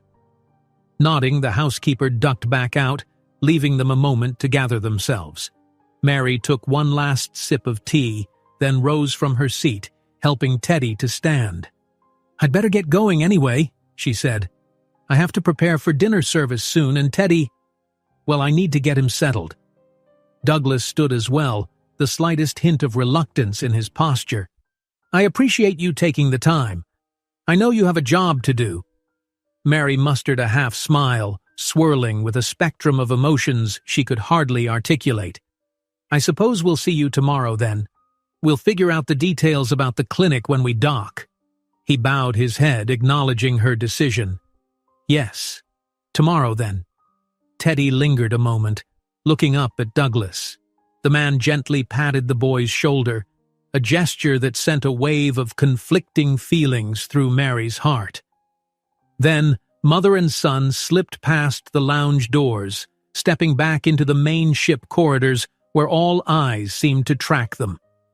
She quickened her pace, guiding Teddy into the staff hallway. Once out of sight, she paused, leaning against the metal wall. Teddy peered up at her, curiosity flickering on his young face. "Mommy," he said softly, "are you okay?" She closed her eyes and tried to regulate the staccato beat of her heart. "I'm just tired," she finally answered. "Everything is happening so fast." He pressed himself closer, burying his face against her side. "It's okay, Mommy. We'll be all right." She crouched and hugged him, touched by his comforting words. Maybe he was only 6, but the resilience children have often surpasses what adults expect. "Yes, my love," she whispered into his hair. "We'll be all right." The rest of that afternoon blurred by in a haze of tasks, instructions from management, and the occasional pointed whisper from other staff members. Mary kept her focus on staying professional, ensuring that every drink was refilled promptly, every guest greeted with a polite smile. Inside, though, her nerves crackled like a silent storm. She kept imagining the next day, the short ride to the clinic, the swab in Teddy's cheek, the days waiting for an answer. Would it transform their lives or send them back to the realm of single-mother normalcy? As night approached and dinner service began, the same hush followed her around the dining room. She couldn't help but flick her gaze now and then toward the table that Douglas usually occupied, but found it empty. She wondered if he was dining in his suite, or perhaps joined by friends somewhere else on the ship. A swirl of relief and disappointment unsettled her. At least the lack of a public appearance might quell more rumors. Nevertheless, her manager, Mr. Hendricks, cornered her near the dessert station, a firm but low voice issuing from his tense expression. "Mary, I don't mean to pry, but it's not every day a staff member is personally invited for tea by one of our VIPs. Are we about to be blindsided by something that disrupts service?" Mary swallowed, choosing her words carefully. "Nothing's going to disrupt service, Mr. Hendricks. Mr. Wallace and I, well, it's a private matter, but we're handling it. It won't affect my work." He gave her a measuring look, then let out a resigned sigh. "Fine. Just know that this cruise line relies on the satisfaction of high-profile passengers. Don't let your personal issues turn into a scandal." Her cheeks flamed, though she kept her composure. "Understood." The dinner shift proceeded without major incident. Guests came and went, some casting curious glances, but no one directly confronted Mary about the gossip. By the time the final table was cleared, her feet ached more than usual. Yet, a flutter remained in her stomach. Tomorrow was the day everything might change. She collected Teddy from a friendly older waitress who'd watched him in the back lounge, giving the boy coloring pages and a warm blanket. He looked drowsy, clinging to Mary as she prepared to lead him back to their cramped cabin. Quietly, mother and son walked past the glitzy halls, hearing faint music from the evening show. Mary couldn't bring herself to stop and enjoy it. Her mind was fixed on one thought: tomorrow's test. When they finally settled into bed, Teddy curled against her. 100 anxieties swarmed Mary's mind, but she forced herself to hum a lullaby that once belonged to her own mother. Gradually, she felt his breathing slow as he drifted to sleep, still trusting her to guide him through uncertain waters. Staring at the small porthole in the cabin's wall, Mary wondered whether that same sense of trust could extend to Douglas Wallace, if he truly turned out to be the father she'd presumed lost. The open sea outside seemed boundless, beckoning them to new possibilities. She just prayed that come tomorrow, the truths revealed would be ones her heart could handle. The gentle rocking of the ship lulled Mary in and out of a fitful sleep, so when the morning finally arrived, she awoke with a dull ache behind her eyes. Sunlight beamed through the small porthole in their cabin, illuminating Teddy's sleeping face on the pillow next to hers. Even half awake, she couldn't escape the day's significance. By afternoon, they'd be docking, and soon after, she and Teddy would be heading to the clinic with Douglas Wallace. Mary ran a hand through her hair, gathering her nerves. Part of her worried that something would go wrong, that the test would be delayed, or that the results would take too long, or that they'd return inconclusive. Another part of her feared a definitive answer. If the results confirmed that Douglas was indeed Teddy's father, how would their lives change? Could she really trust a man who vanished once before, even if he claimed ignorance of her pregnancy? And if the test showed no match, what heartbreak would Teddy feel after nurturing the hope of having a dad? Stifling a sigh, Mary slipped out of bed without waking Teddy. She dressed quickly, pulling on a simple blouse and skirt, then set about preparing a meager breakfast from the few snacks she'd been able to store in the cabin. She'd always been frugal, saving where she could. Even after living on the cruise ship for months, every cent counted. Eventually, Teddy stirred, His eyelids fluttered open, a sparkle of anticipation in his gaze. "Mommy," he mumbled, voice raspy from sleep. "Is it time?" She knelt by his side. "We'll dock in a few hours, sweet boy. Then Mr. Wallace will meet us near the gangway and we'll head to the clinic." She hesitated, pressing a palm lightly to his cheek. "Remember, no matter what happens, we'll get through it." He nodded, eyes earnest. "Okay." A quiet knock at the cabin door startled her. She opened it to find one of the housekeeping staff, a young woman named Paula, wearing an apologetic smile. "Morning, Mary. Just letting you know Mr. Hendricks wants everyone who's off duty by noon to be ready to disembark with the passengers. He says we'll have a few hours in port if we want fresh air." She paused, dropping her voice. "He asked me to tell you specifically." Mary's chest tightened, so the manager likely knew she'd be leaving the ship for personal reasons. "Thanks, Paula," she replied softly. "I appreciate it." Paula offered a supportive nod and disappeared down the narrow hallway. Mary closed the door, exhaling. At least that was one hurdle cleared. Mr. Hendricks wouldn't stand in her way. She began helping Teddy dress, guiding him into shorts and a small t-shirt. He chose his sneakers without her prompting. The child practically vibrated with a blend of excitement and nerves. "Mommy," he said, tying his shoelaces with deliberate concentration, "do you think Mr. Wallace will have a big car waiting for us?" She tried to smile. "I'm not sure. Maybe just a taxi or a driver from the clinic. He seems more the type to keep things simple." Teddy looked thoughtful for a moment, as though trying to picture a grand limousine or a modest sedan. Then he shrugged, accepting the unknown. Mary was grateful for how resilient her son could be, though she dreaded the possibility of seeing heartbreak on his face if the outcome of the test wasn't what he expected. The morning passed slowly. Mary found herself pacing the corridors, eager for the moment when the ship would finally dock. She had no scheduled shifts today. Mr. Hendricks, perhaps suspecting the need for personal time, had left her off the day's lunch roster. Instead, she had only to ensure her station was tidy, her tasks covered by co-workers. She hovered near Teddy in the staff break room, half expecting to see more curious glances from her colleagues. Yet the gossip from the previous days had quieted somewhat, replaced by a polite but palpable hush whenever she passed by. At last, the announcement echoed over the ship's intercom. "Attention, all passengers and crew. We will be docking shortly at our port of call. Please be prepared for disembarkation." Butterflies took flight in Mary's stomach.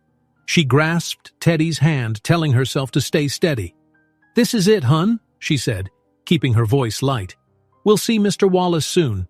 He squeezed her hand in return, lips pressed together. "I'm ready." Together, they headed toward the lower decks where passengers gathered to exit the vessel.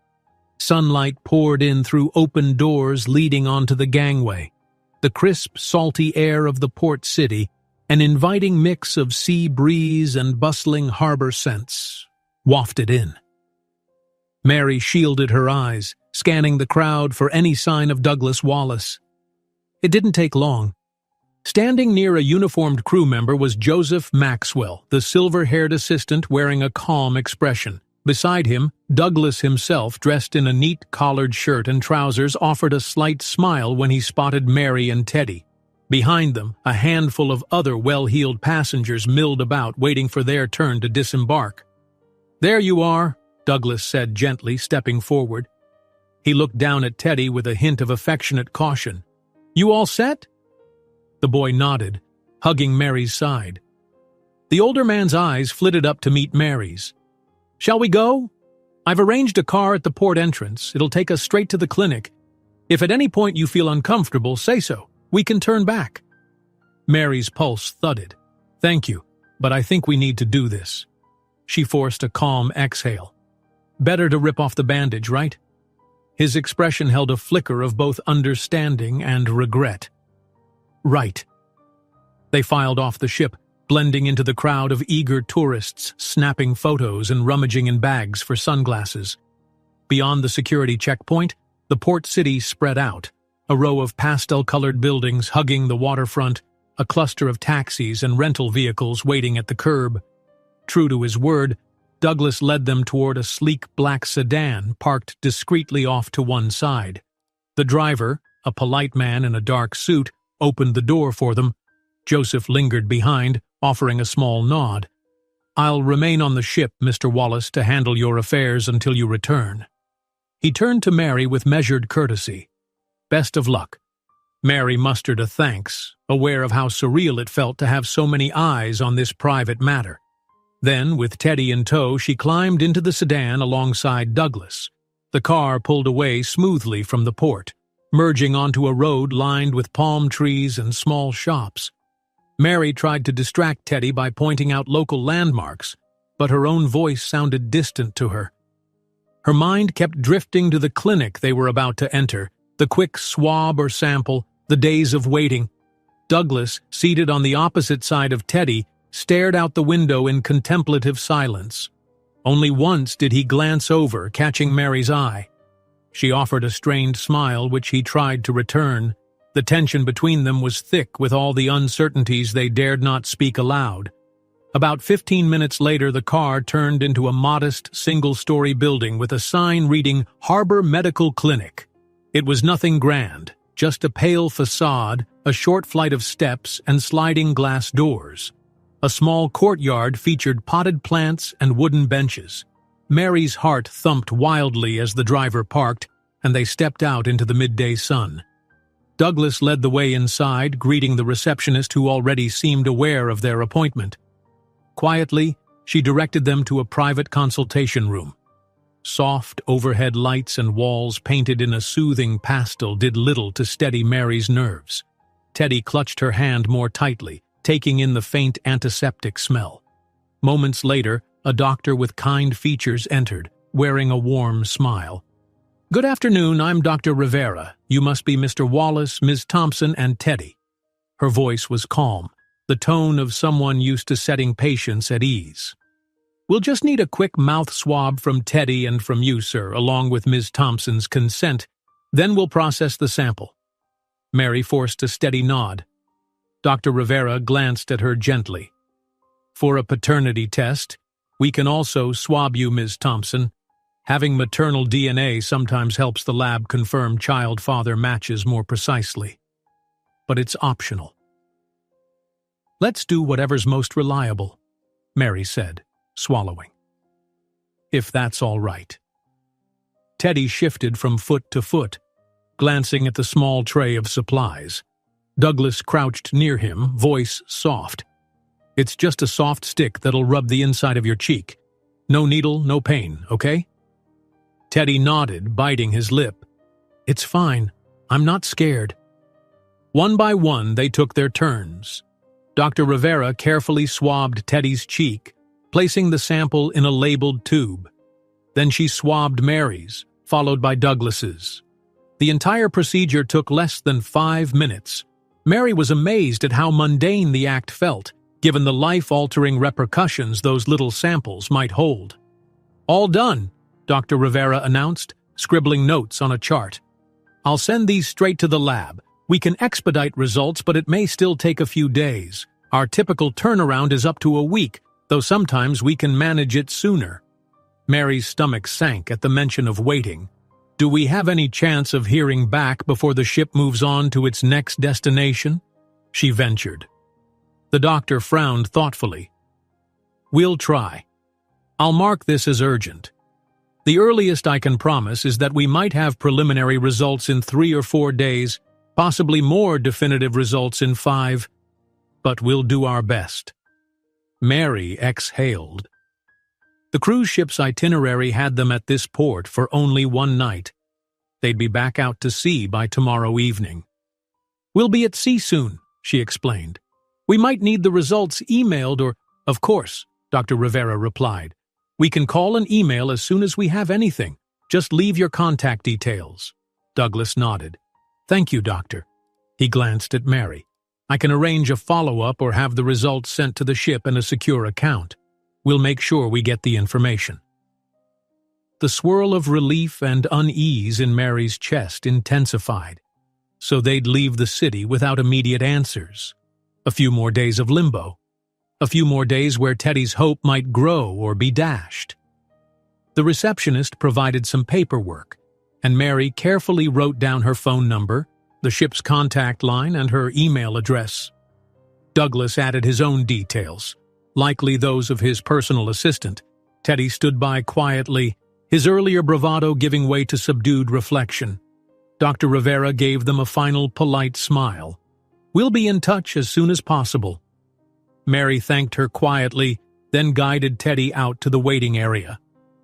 Douglas lingered behind for a moment, settling payment details with the receptionist. Then he joined them in the small lobby, passing Mary a receipt and a folded copy of the clinic's contact information.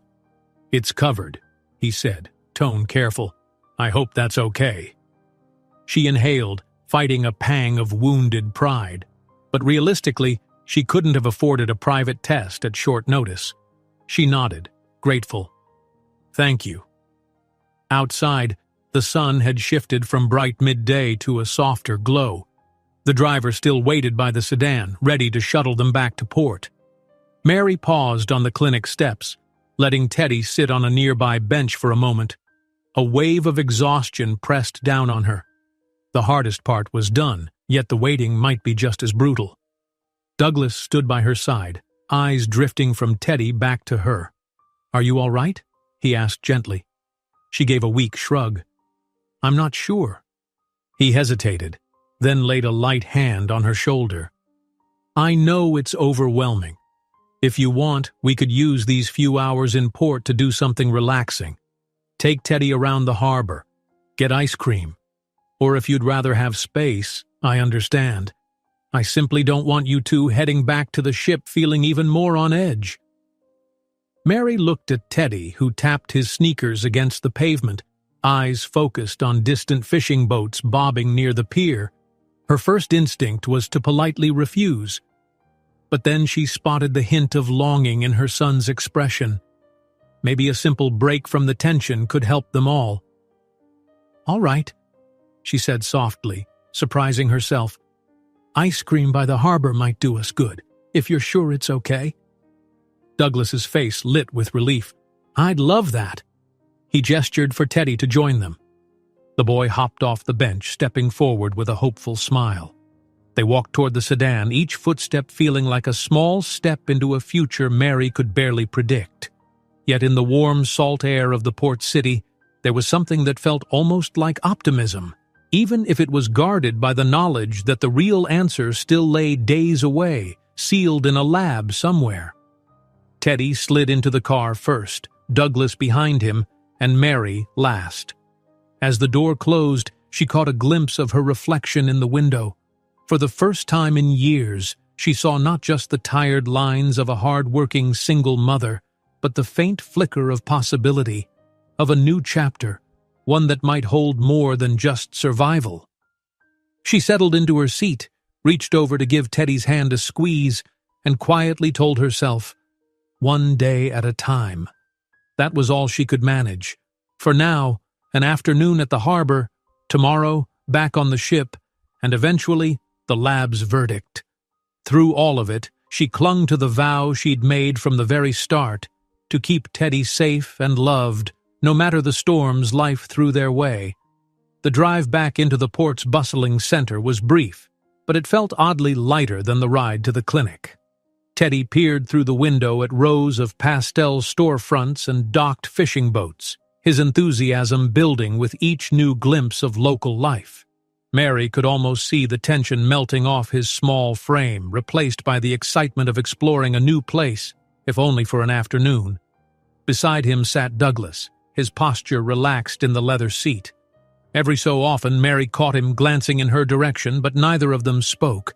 All three were steeped in that gentle lull that follows a monumental task. The paternity test was done. Now, for better or worse, they had to wait for results. Perhaps an ice cream break was exactly what they needed. At last, the sedan came to a slow stop along a quaint harbor street edged by small shops, tourist kiosks, and a row of food stands. Bright umbrellas offered shade to vendors selling everything from fresh fruit to local crafts. Mary saw a weathered sign advertising Helidos ice cream in colorful letters. She thanked the driver as Douglas stepped out, offering his hand to Teddy, who accepted it with a small smile. Mary followed, a subtle warmth blooming in her chest at the sight of them together. The day was warm, the sunlight gleaming on the water's surface. As they strolled down the promenade, Mary let Teddy run a few steps ahead, stopping to gawk at boats or a street performer playing guitar. The lively ambiance was a welcome distraction from the swirl of questions lodged in her mind. They found the ice cream stand nestled against a boardwalk corner, a bright chalkboard listing flavors in Spanish. Teddy pointed eagerly at a swirl of something labeled Fresa y Crema, his eyes shining. Mary drifted a bit behind, uncertain, but Douglas took the lead, ordering with a practiced confidence. His Spanish accent wasn't perfect, but it was good enough to elicit a grin from the vendor. Soon they carried their treats to a bench overlooking the harbor. Teddy perched himself on the edge, dangling his legs. Mary sat beside him, while Douglas settled on the far side, giving them space yet clearly wanting to be near. A soft breeze rustled Mary's hair. She licked her cone, a sweet vanilla flavor that calmed her frayed nerves. Teddy tasted his strawberry cream swirl with an exaggerated hum of delight. "Mommy, you have to try this," he insisted, offering her a spoonful. She laughed softly, leaning in to take a small bite. The sweetness danced on her tongue. "That's good," she agreed, ruffling his hair. Douglas watched with a gentle smile. "I can see where he gets his sweet tooth," he joked, nodding at Mary's vanilla cone. She chuckled, though a part of her still felt self-conscious about letting her guard down. "Dessert is a luxury I rarely turn down, even if it's just a simple cone," she admitted. "Sometimes we treat ourselves on board, especially if it's been a long shift." A comfortable silence ensued. They observed the gentle bob of fishing vessels, a few gulls circling overhead. Nearby, couples strolled hand in hand, children scampered along chasing each other, and an elderly duo relaxed under a shady palm. It was a scene of simple everyday joys, something Mary realized she hadn't allowed herself in quite some time. Eventually, Douglas turned her way, speaking softly enough that Teddy, focused on his ice cream, might not catch every word. "I've been thinking about how to handle things if the test confirms what we suspect." Mary tensed, but she forced herself to meet his gaze. "You mean how to handle the possibility that you're Teddy's father?" He nodded, expression earnest. "It might come with a lot of questions, from the public, the media, even from staff on the cruise. My name is tied to certain philanthropic endeavors and business ventures, so a secret child is complicated." The mention of public attention made Mary's stomach clench. She pictured tabloids or sensational headlines, people twisting a deeply personal matter into fodder for gossip. "I didn't even think about that," she murmured. "Teddy and we're just normal folks. I can't imagine being thrown into that kind of spotlight." Douglas's tone softened with regret. "I've often tried to keep my personal life separate from my public persona. That's why I use different names in my youth, especially when traveling. But it's never perfect. If I were publicly recognized as your son's father, well, I can't deny it might attract attention." Mary swallowed. "And how would that affect you? Affect us?" He looked at Teddy, who was now engrossed in finishing his treat. "In truth, the only thing I care about more than my reputation is doing right by him, by you. If we need to keep things private for a while, I'll respect that. Or if we choose to speak openly, I'll make sure you both are protected, financially and otherwise." She couldn't help the flicker of apprehension that rose in her chest. "Protected? That's a strong word." He grimaced slightly. "I don't mean it to sound ominous. But the media can be ruthless. They'd hunt for angles about you, about why you never came forward, about your background." He exhaled. "Sometimes even philanthropic circles feed into gossip. I just want you to know I can shield you from that if you decide it's best." shield her. Mary had spent so many years shielding herself, leaning on no one. The thought of letting someone, particularly a wealthy, powerful man, take the reins triggered both relief and unease. She cast her gaze at Teddy, who was now finishing the last spoonful of his strawberry swirl. He glanced up, noticing their hushed conversation, and tilted his head curiously. "You okay, Mommy?" he asked, climbing off the bench to stand in front of them. Mary nodded quickly. "I'm fine, baby. Just talking about grown-up things." She smiled in reassurance. "You ready to walk around a bit more before we head back to the ship?" Teddy wiped his mouth with the back of his hand. "Yes. Can we go see the boats up close?" Douglas stood, dusting off his trousers. "Absolutely. Let's check them out." They wandered over to the docks, where a few local fishermen were unloading crates of fresh catch. Teddy peeked over the edge, marveling at the silver flash of fish. Mary kept a firm hold on his shoulder to ensure he didn't lean too far. Douglas crouched on Teddy's other side, pointing out a particularly large fish that flopped in a container of ice. "Wow," Teddy breathed. "That's huge." The fisherman grinned, clearly amused by the wide-eyed child. In Spanish, he explained that it was the day's best catch, likely headed for one of the local restaurants. Though Mary couldn't catch every word, the fisherman's proud smile was universal. Douglas, apparently fluent enough, chuckled and passed him a small tip for letting Teddy take a closer look. It was such a simple moment, almost like a family outing, albeit with lingering caution in Mary's heart. She reminded herself not to read too much into it. The test results weren't in. Yet the quiet synergy between Teddy and Douglas was undeniable. Each time Teddy asked a question, Douglas bent down, listening attentively. If the boy stumbled or grew too excited, a gentle hand on his shoulder steadied him. It was a tenderness Mary had never witnessed from any other adult figure in Teddy's life. Time slipped by faster than she realized. Before long, the sun dipped lower, painting the sky with soft pink and orange hues. Mary felt a pang. She needed to be mindful of the crew's departure schedule. Even with a night in port, she had an early shift tomorrow. She turned to Douglas, who seemed equally lost in the swirl of the day's events. "We should head back," she said, nodding toward a distant clock tower near the harbor. "I have to be ready for tomorrow's shift." He consulted his watch. "Of course. I'll have the driver take us to the pier." Then he glanced at Teddy, giving the boy a gentle smile. "Thank you for sharing ice cream with me, Teddy. I don't think I've tasted better, even in all my travels." Teddy grinned, a slight pink rising in his cheeks. "Me neither. Maybe we can do it again?" Douglas's expression softened. "I'd like that." Mary's breath caught in her throat at the sincerity shining between them. She gently guided Teddy back to the waiting sedan. The drive to the pier was quieter this time, not uneasy but reflective. As they pulled up to the port entrance, Mary could already see the hulking silhouette of their cruise ship under the golden sunset.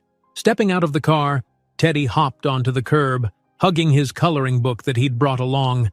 He turned to Douglas, who stood by Mary, his expression pensive. "Are you coming on the ship too?" Teddy asked. Douglas nodded.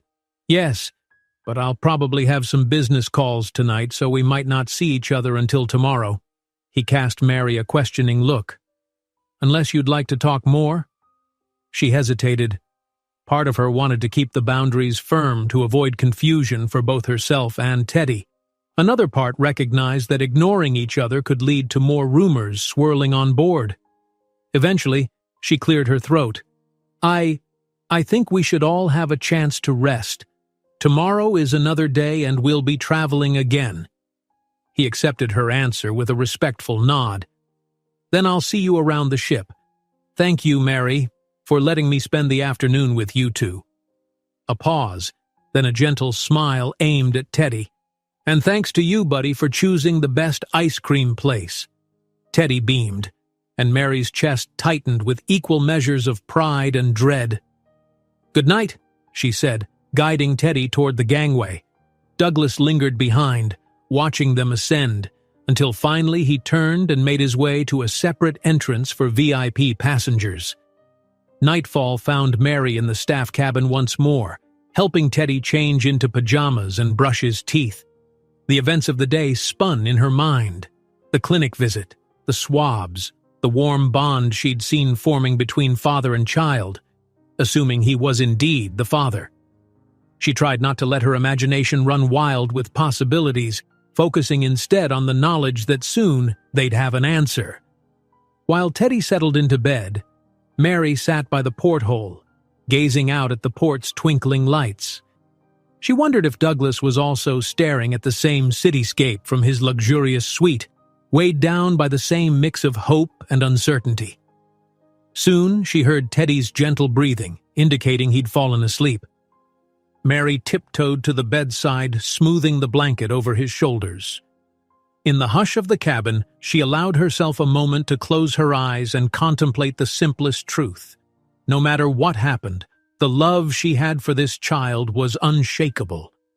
If tomorrow revealed that the ice cream outing had been just a sweet but temporary moment in their otherwise humble life, so be it.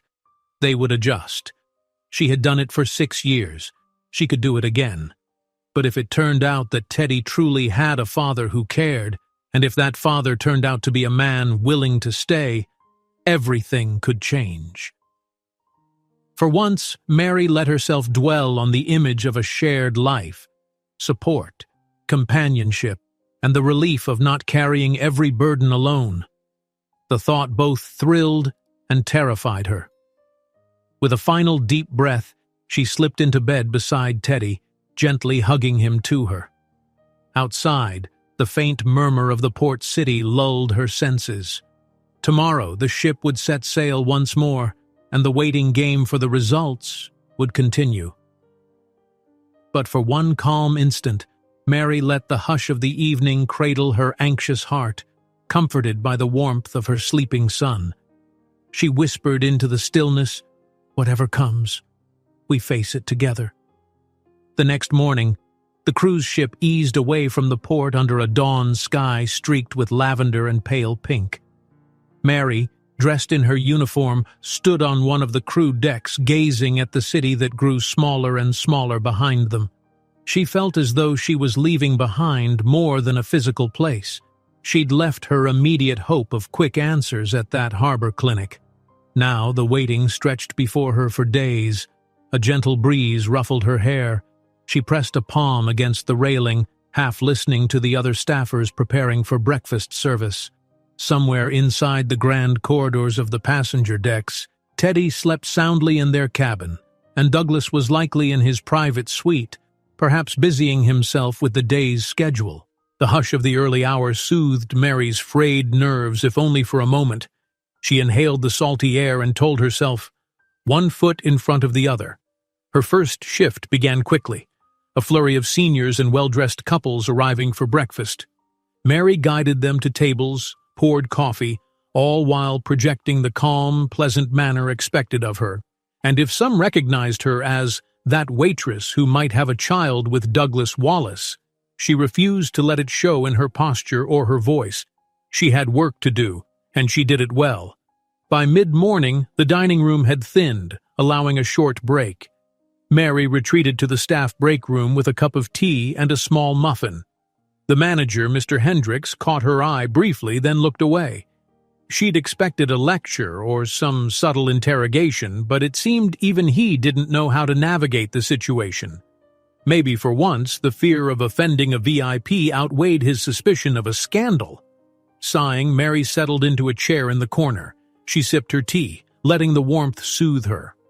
Just as she began mentally planning the rest of her tasks, the door swung open, and in walked Deborah, the senior waitress who'd approached Mary days before with concern in her eyes. "Mary," Deborah greeted, voice kept low. She slipped into the seat next to her, glancing around to ensure no one else overheard. "How are you holding up?" Mary forced a small smile. "Busy, trying not to think too much about everything."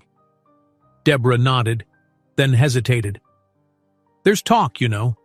Rumors going around about you and Mr. Wallace, but most folks on staff aren't buying the idea that you're gold-digging or anything. They see how genuine you are with Teddy." Relief flooded Mary's chest. "Thank you. I don't want to cause gossip.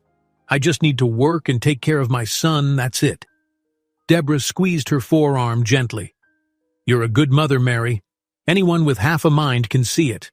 She hesitated, then lowered her voice even more.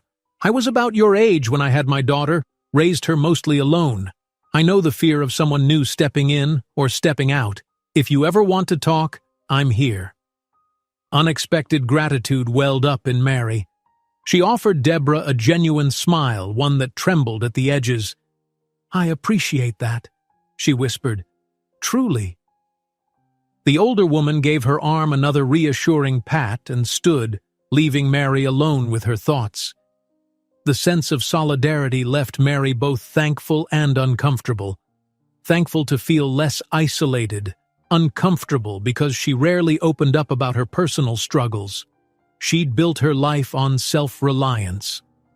After the break, she dove back into work, carrying trays of fruit platters and refilling coffee cups. The hours ticked by, and before she knew it, her shift ended. Mary shrugged off her apron in the back room, pinning her name tag in its usual place on the staff board.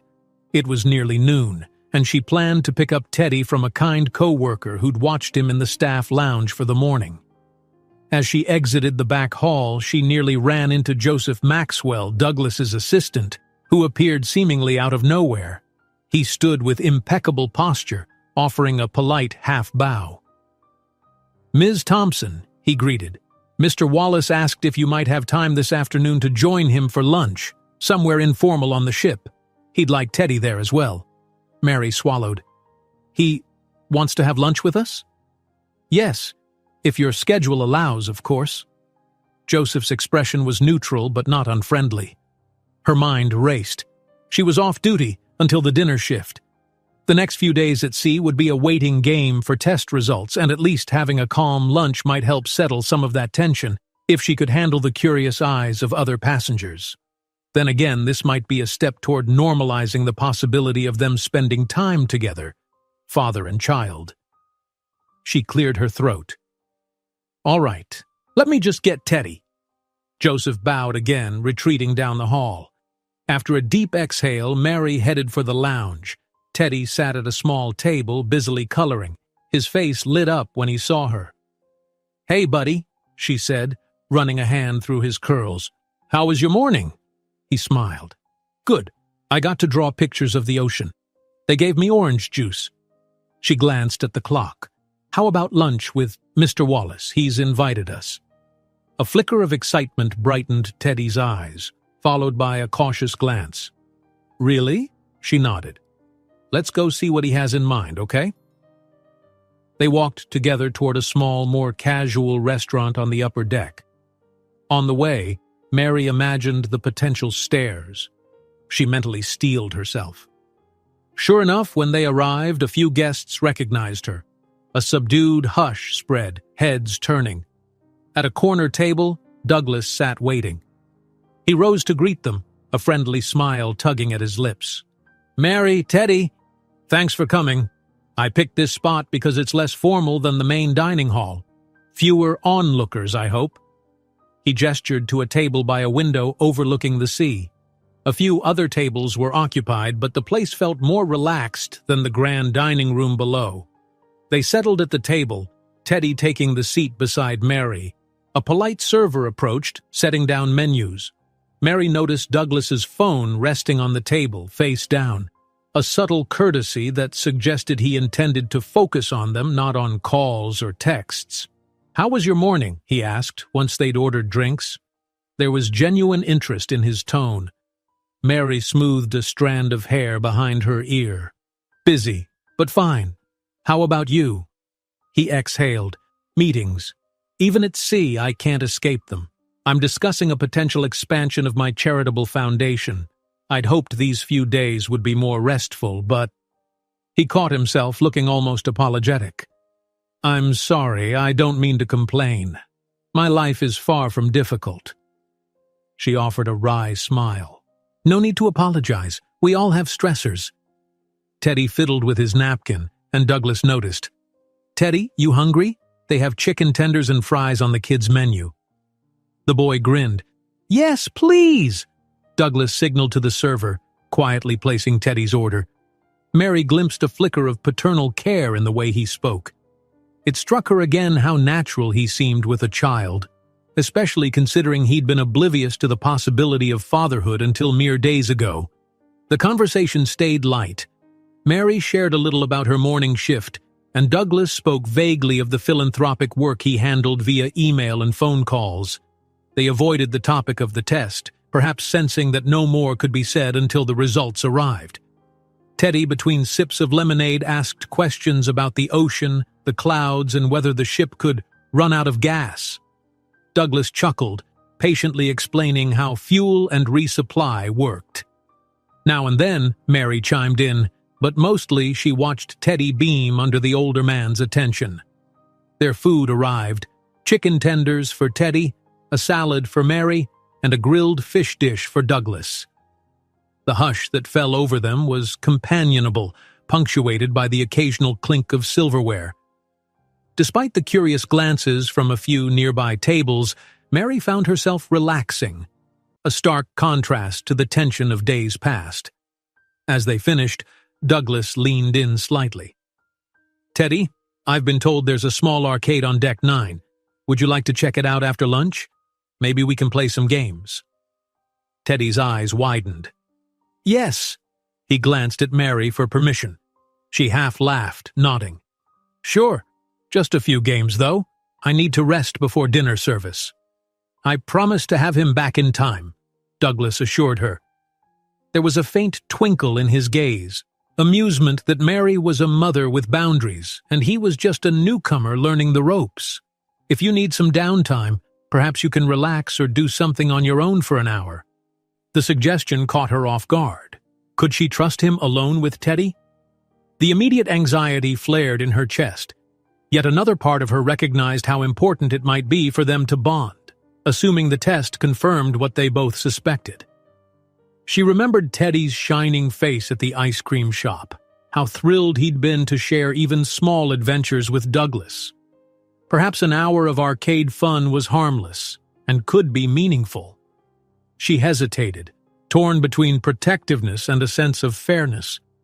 Finally, she nodded, keeping her voice steady.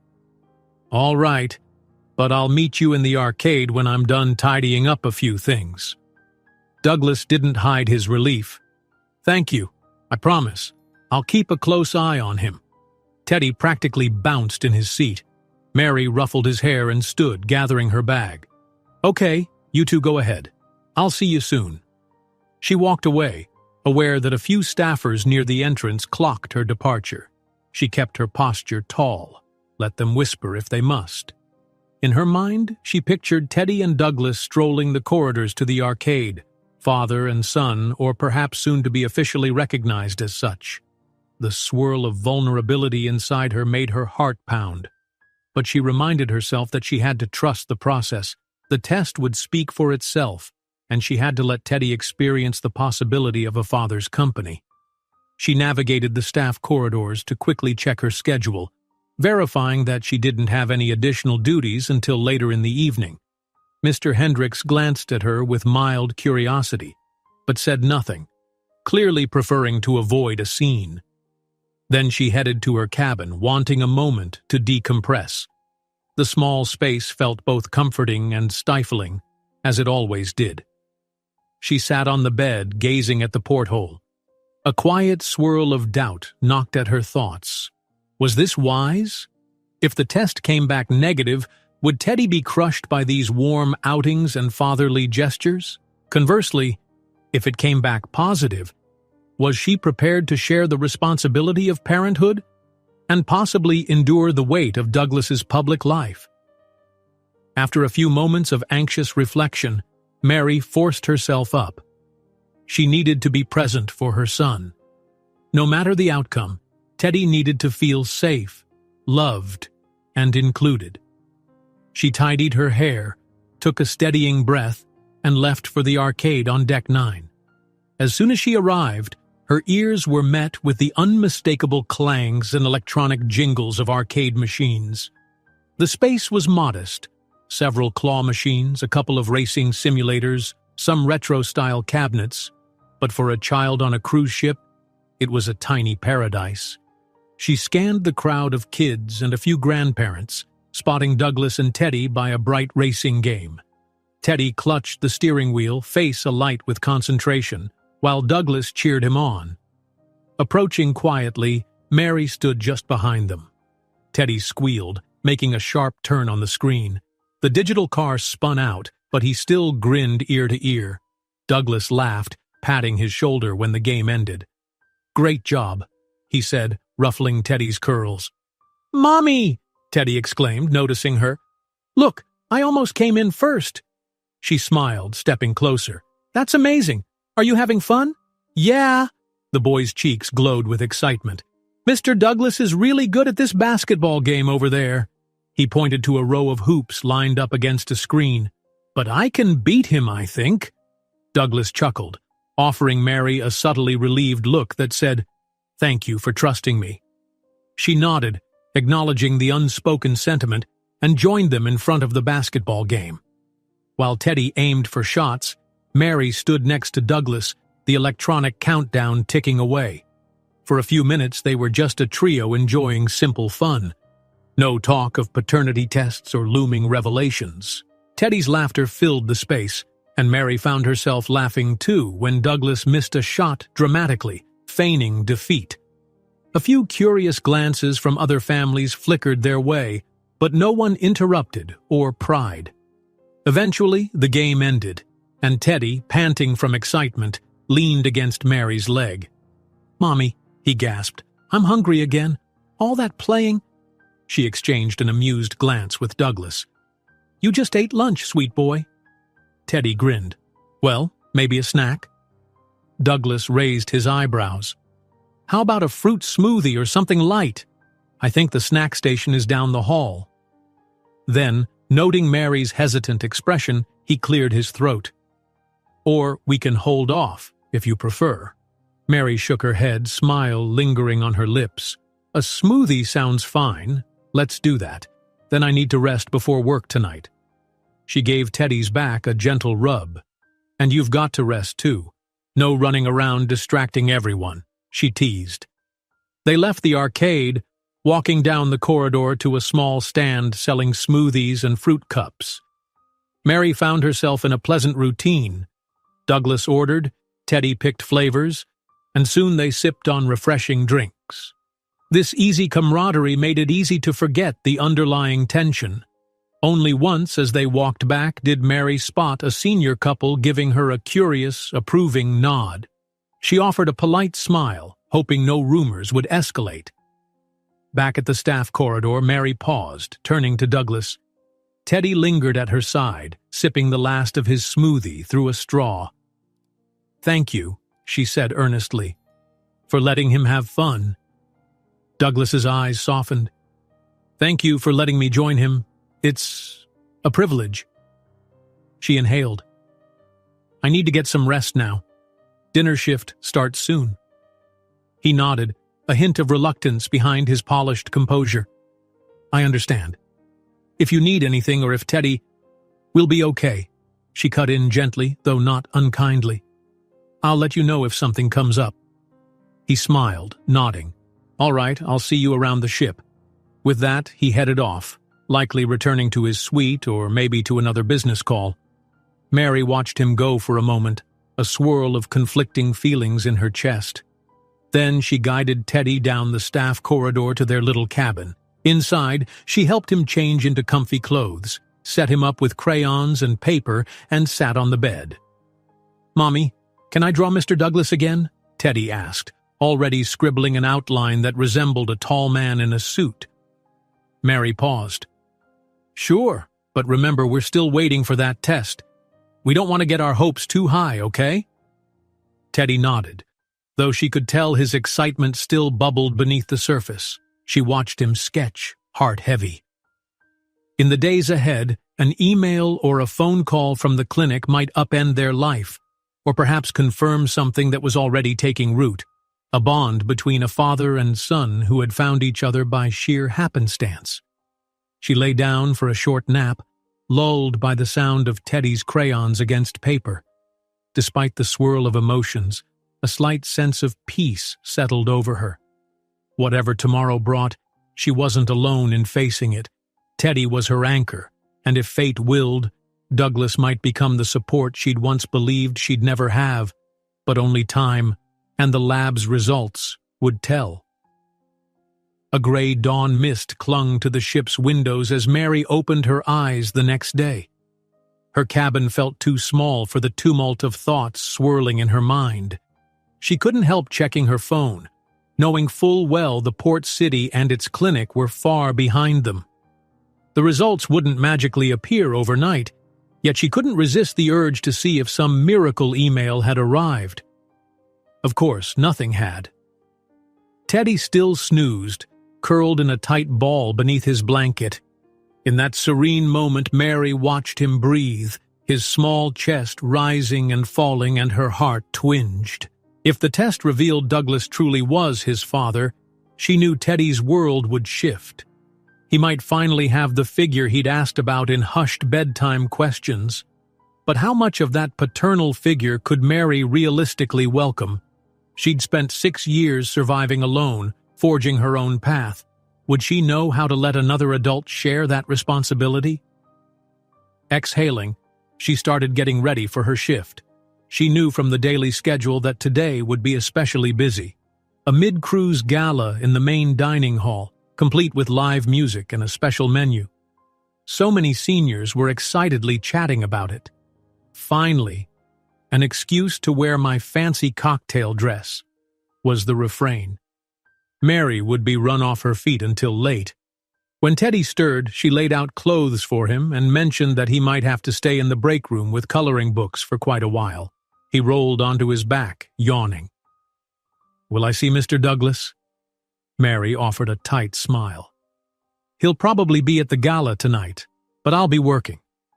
If we have a quick minute, maybe you can say hi." Inside, she wondered if that was wise. Rumors had settled somewhat, but a glamorous event like this could stoke them again if people saw too much interaction. Teddy blinked away sleep. "Okay," he murmured, rubbing his eyes. "Maybe later." They trudged through the morning routine. At least Teddy had adapted to cruise ship life.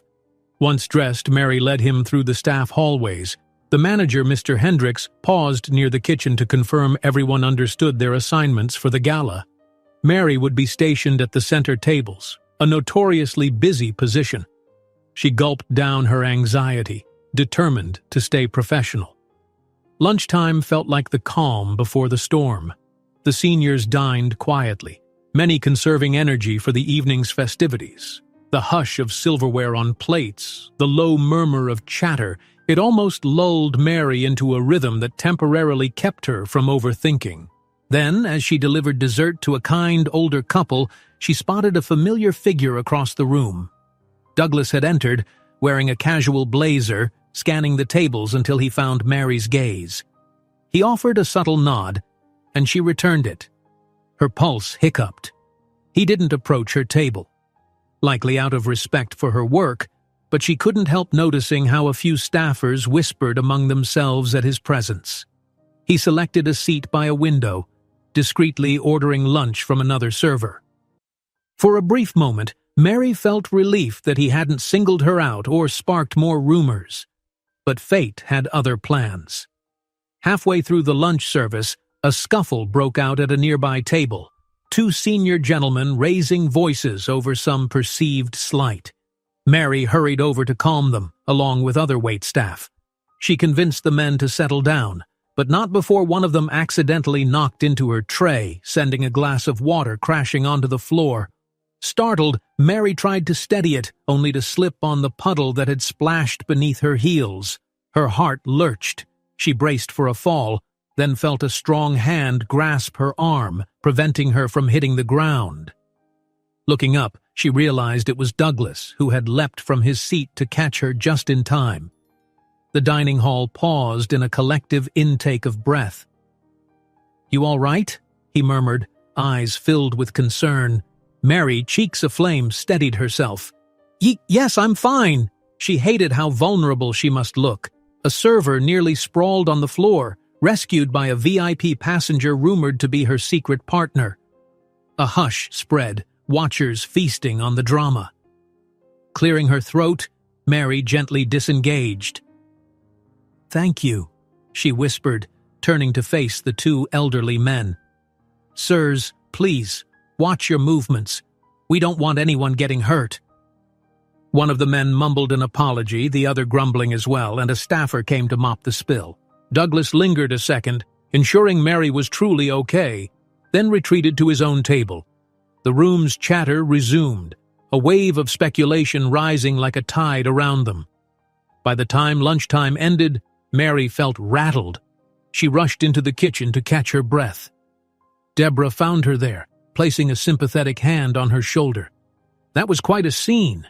You handled it well." Mary mustered a shaky laugh. "At least it was just water." Deborah grinned. "And you had a knight in shining armor. Guess the rumors will flare again." Rolling her eyes, Mary sighed. "Great. But truthfully, the moment of being caught and the fleeting security in that unexpected rescue lingered, stirring up complicated feelings." Before she could dwell, Mr. Hendricks bustled in, rattling off instructions for the gala setup. Mary had no time to brood. She dove into the pre-event rush, rearranging tables, laying out new linens, checking place settings, coordinating with the bartender. Meanwhile, Teddy stayed in the staff lounge, dozing or coloring quietly. Mary occasionally peeked in on him between tasks. Even at 6, he seemed to sense the importance of letting her work uninterrupted.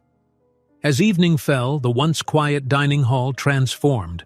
Glittering lights, live music from a small jazz ensemble, and seniors dressed to the nines. Everything sparkled with a festive flair. Mary donned her best uniform, pinned her hair neatly, and tried to block out the swirl of gossip. The night's success depended on her unwavering focus. Guests trickled in, each more elegantly dressed than the last. Polite laughter and subdued excitement filled the space. Mary wove among them, seating couples, suggesting wine pairings, making sure no one spilled anything this time. Now and then she felt eyes flick toward her, some out of mild curiosity, others seemingly well-wishing. Then Douglas arrived. He wore a sharp suit, crisp lines accentuating his polished demeanor. He exchanged pleasantries with a few acquaintances, attracting nods of respect. Out of the corner of her eye, Mary noticed him scanning for her. She ducked discreetly behind a table, focusing on serving a group of chatty women. But eventually, their gazes met. He approached her station carefully, as if mindful of not causing a stir.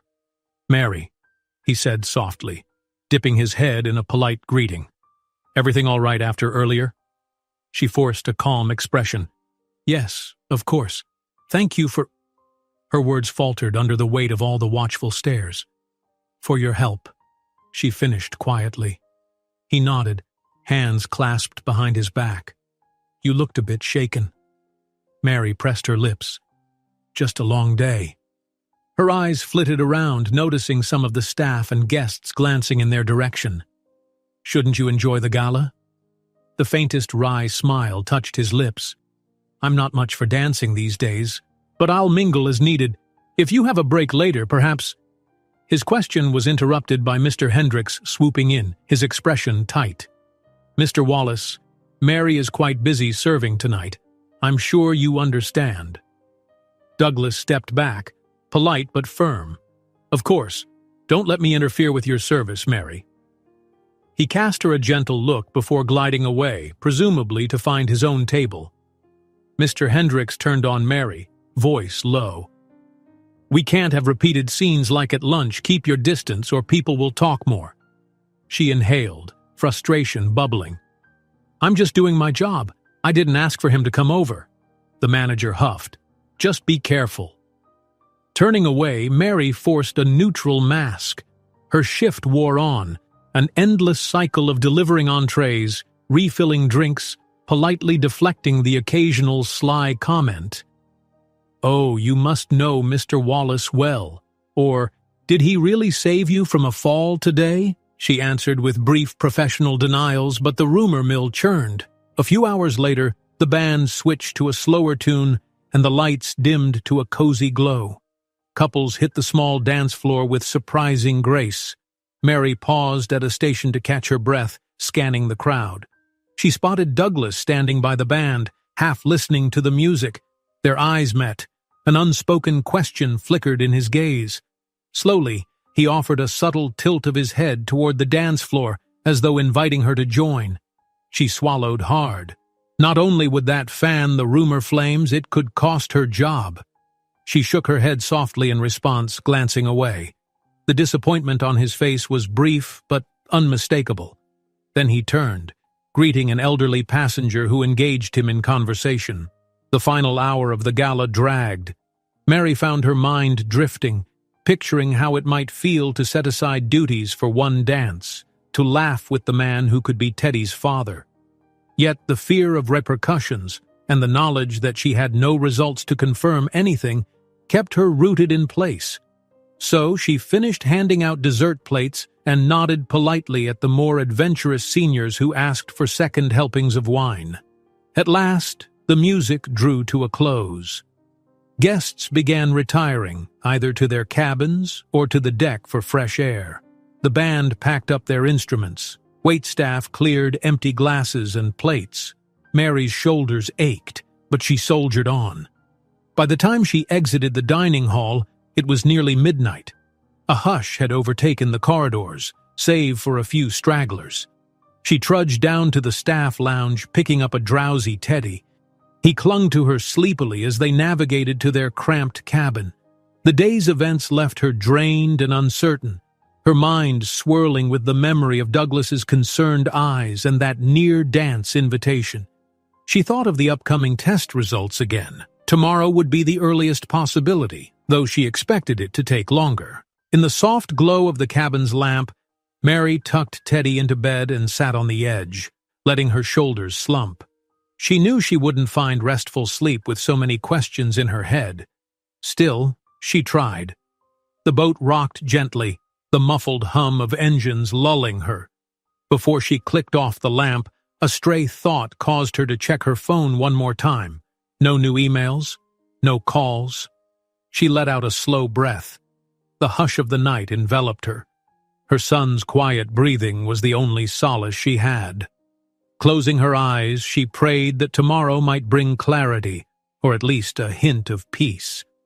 As darkness folded around her, she reminded herself that no matter the test's answer, she had survived countless storms. She would weather this one too for Teddy's sake. If only her heart would stop aching with that unfamiliar mixture of hope and fear whenever she thought of Douglas Wallace's outstretched hand. Mary woke to the muffled beep of her phone buzzing on the bedside table.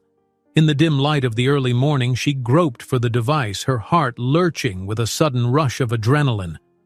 Could it be? She blinked hard, squinting at the screen. An email notification. Her pulse pounded in her ears as she tapped it open. The subject line read, "Harbor Medical Clinic, Preliminary Paternity Results." Clinging to the phone, she hauled herself upright, breath shaky. Across the cramped cabin, Teddy slept curled in a ball, undisturbed. 1,000 thoughts ricocheted in Mary's mind. Had the clinic really managed to expedite the test so quickly? She swallowed, thumb hovering over the message. Her nerves thrummed. This is it. No more limbo. For 6 years, she'd waited for this exact moment, a confirmation about who Teddy's father might be. And now, a few lines of digital text threatened to reshape everything. She dragged in a breath and opened the email. A short note from Dr. Rivera greeted her, followed by the lab's preliminary findings. Mary's eyes flitted across each line, her hands trembling. Then she saw the words, "Probability of paternity, 99.99%. Her lungs froze. She stared and reread, heart thudding with disbelief. So it was true. Douglas Wallace, esteemed philanthropist, rumored millionaire, the man who had shown up out of nowhere, was indeed Teddy's father. All along, the child's intuition and that fleeting memory of a pilot had been correct. Mary felt tears blur her vision. 6 years of uncertainty dissolved into a single, stark reality. Teddy had a father, after all. Teddy stirred, mumbling softly in his sleep. Mary locked her phone, drawing a ragged breath. She wanted to collapse with relief, or weep with joy, or quake with fear. Perhaps all three. Through the porthole, the ocean horizon glowed faintly pink, signifying dawn. She closed her eyes. This new day brought an abrupt end to every assumption she'd made about her life. Managing to steady herself, Mary rose and tucked the blanket over Teddy's small shoulders. She slipped into the bathroom nook, dampened a cloth, and pressed it to her flushed face, as though trying to ground herself. The reflection staring back at her was equal parts panic and hope. Regardless of how Douglas would react, she now had the truth in black and white. What if he asked to take Teddy away? The fear slashed through her. Of course, Douglas had shown no such intention. He'd seemed caring and respectful. But she couldn't banish the worry. His wealth, his influence, the powerful lawyers he could summon in a heartbeat. Then again, he'd spent the last days reassuring her he wanted to do right by them both. Her phone vibrated again. Another email from the clinic. Full report to follow. That was it. She set the device aside on the sink ledge, trembling. When she finally emerged, Teddy was half awake, rubbing his eyes. "Mommy?" he asked, voice thick with sleep. "Is it morning?" "Yeah, sweetheart." She forced a gentle smile, crossing to his side. Her entire body felt weightless with the secret knowledge she carried. "We're docking soon, I think, at the next port." He stretched, stifling a yawn. "Do I have to stay in the break room again?" "We'll see. Maybe there's a chance you and I can have a calm day." She brushed a hand through his curls, heart full. She couldn't find words to tell him yet. After all, he'd believed Douglas was his father from the start. But how would she explain the weight of this official confirmation? Or should she let Douglas be part of that conversation? She rummaged through Teddy's clothes, then set his outfit on the small table, her mind whirling. She had to tell Douglas.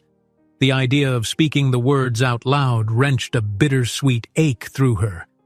Were they ready for that moment? Yes, she decided. They needed to discuss it before the rumors escalated, before Teddy overheard whispers. She thought back to the hush in Douglas's eyes whenever he looked at the boy. He deserved the truth. They all did.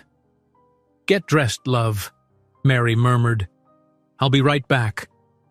Teddy nodded, still blinking away the last traces of sleep. Mary stepped into the narrow hallway, phone clenched in hand. She found a quiet corner near the laundry carts and tapped out a text to Douglas's number, which he'd given her earlier that week. "Are you available to talk? I need to see you. It's important." Within moments, her phone buzzed with a reply. "Yes. Where would you like to meet?" She considered. The staff lounge was always crowded, the main dining room rife with curious eyes. Finally, she suggested a small upper-deck cafe that didn't open for another hour, one that would be mostly deserted at sunrise. Douglas's next text read, "I'll be there in 10 minutes." Her heart thudded. She returned to the cabin, helped Teddy slip into his sneakers, and guided him gently. "We're going upstairs for a little bit, okay?" "Okay," he said cheerfully, though he rubbed his tummy. "I'm kinda hungry." She softened. "We'll get you something soon, promise." For now, she needed to settle this conversation. The elevator ride felt endless, the hush of the ship at dawn amplifying every breath. Finally, they reached the small cafe. Just as Mary predicted, it was empty. No staff in sight, a line of unlit display cases. The pastel walls glowed in the early light spilling through the floor-to-ceiling windows. Douglas stood by a window dressed in a simple sweater and slacks, gazing at the sea. When he turned, Mary saw tension in his face, concern, anticipation. Teddy ran forward, greeting him with an enthusiastic grin, oblivious to the undercurrent. "Hey there, buddy," Douglas said, his voice affectionate but subdued. He patted the boy's shoulder. "Your mom said you might be hungry. Should we see if we can rustle up some pastries? I'm sure the staff won't mind." Teddy nodded eagerly, but Mary softly cleared her throat. "1 minute, honey. I need to talk to Mr. Wallace first." She tilted her head toward a cluster of chairs in a quieter corner. "Teddy, could you wait by the window, please? I promise we'll get breakfast soon." Sensing her seriousness, the boy nodded and wandered to the glass, watching rippling waves below. Mary joined Douglas near a small table. The early sun cast their faces in pale gold, revealing every hint of anxiety and hope. "What is it?" he asked gently, voice hushed. "Did something happen?" She pressed her phone into his hand, opening the email from Dr. Rivera. His eyes scanned the text. She watched his expression shift, surprise, relief, the slightest tremor of emotion that tightened his lips. "Positive," he breathed, glancing up at her. "So, I really am?" She nodded, chest tight. "Yes, you really are Teddy's father." A profound hush fell, broken only by the distant hum of the ship's engines. Douglas stared at the phone screen again as if to ensure he hadn't misread the words. Then he took in a trembling breath. "All these years," he whispered, voice heavy with both sadness and awe. "I had no idea." Mary bit her lip. "I believe you," she said quietly. "I've thought back over everything you said. If you'd known, you wouldn't have left me alone. You'd have tried to find us, right?" He met her gaze, raw regret shining in his eyes. "I would have moved heaven and earth to be there, Mary, but I can't rewrite the past, only the future." They stood face to face, the weight of 6 years of uncertainty settling into an undeniable fact. Teddy belonged to them both. Mary's heart pounded, a swirl of hope and caution. Even with the test confirmed, reality felt fragile, like stepping onto a bridge she couldn't fully see. Finally, Douglas swallowed, lifting his gaze to where Teddy leaned against the glass. "Have you told him yet?" She shook her head. "I just got the email. I wanted to speak to you first." He exhaled. "I'd like to be the one to tell him with your permission. Or we can tell him together, if that feels right." Mary's chest clenched. She pictured the joy in Teddy's face upon hearing the news. How he would light up. How he'd known all along in some childlike way. Yet she also felt the pang of relinquishing full control over her son's life. He was no longer just hers, but also his father's. "Yes," she managed, voice trembling. "Together would be best." Douglas offered a tentative, grateful nod. He turned toward Teddy, who sensed their attention and came bounding over. "Hey, guys," the boy chirped. "What's up?" Mary knelt, gesturing for Teddy to join her at eye level. Douglas did the same. Both gazed at the child, who stared back with curious eyes. Mary's hands found Teddy's shoulders, steadying him. "Baby," she began gently, "remember when we went to the clinic for that test?" He nodded quickly. "Yeah, the swab." She inhaled, tears pricking behind her eyes. "We got the results this morning. It shows that Mr. Douglas is your dad." Teddy's eyes widened, darting to Douglas, then back to Mary. For a split second, he just stood there, processing. Then a brilliant smile spread across his face, mingled with something like relief. "I knew it," he whispered, sounding both awed and triumphant. "I knew you were my dad." Douglas's breath hitched. Slowly, carefully, he lifted a hand, resting it against Teddy's cheek, as if asking permission. Teddy leaned into the touch, beaming. In that moment, Mary felt her heart twist with a mixture of profound joy and profound vulnerability. She swallowed the lump in her throat. "I'm so sorry I wasn't around before," Douglas murmured, voice husky. "But I'm here now, and I promise I'll always be here, if you and your mom will let me." Teddy flung his arms around Douglas's neck in a fierce hug. The older man stiffened in surprise, then melted into the embrace, cradling Teddy's back with trembling arms. Mary stayed close, tears gathering at the corners of her eyes. Even the quiet cafe felt charged with the rawness of that scene, a father and child discovering each other in the purest way possible. After a long moment, Teddy pulled back, sniffling, though he wore a grin that outshone the sun. "Does this mean I can call you Dad?" he asked, voice quavering. Douglas's eyes shone with tears. "I'd like that." "Yes." Mary reached out, placing a hand on Teddy's head. "And you can still call him Mr. Douglas if you want to. Sometimes transitions take time, but—" Her voice caught, and she had to swallow. "But yes, he's your dad."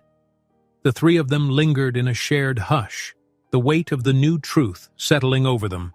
Mary felt as though she stood on the cusp of a different life, a life where Teddy wasn't just her responsibility, but where he had a father who cared, who might bring possibilities Mary had never allowed herself to imagine. Eventually, Teddy sniffled again, looking around. "Can we get breakfast now?" he asked, innocent humor cutting through the emotional intensity. Douglas and Mary shared a soft, tearful laugh. He ruffled the boy's hair.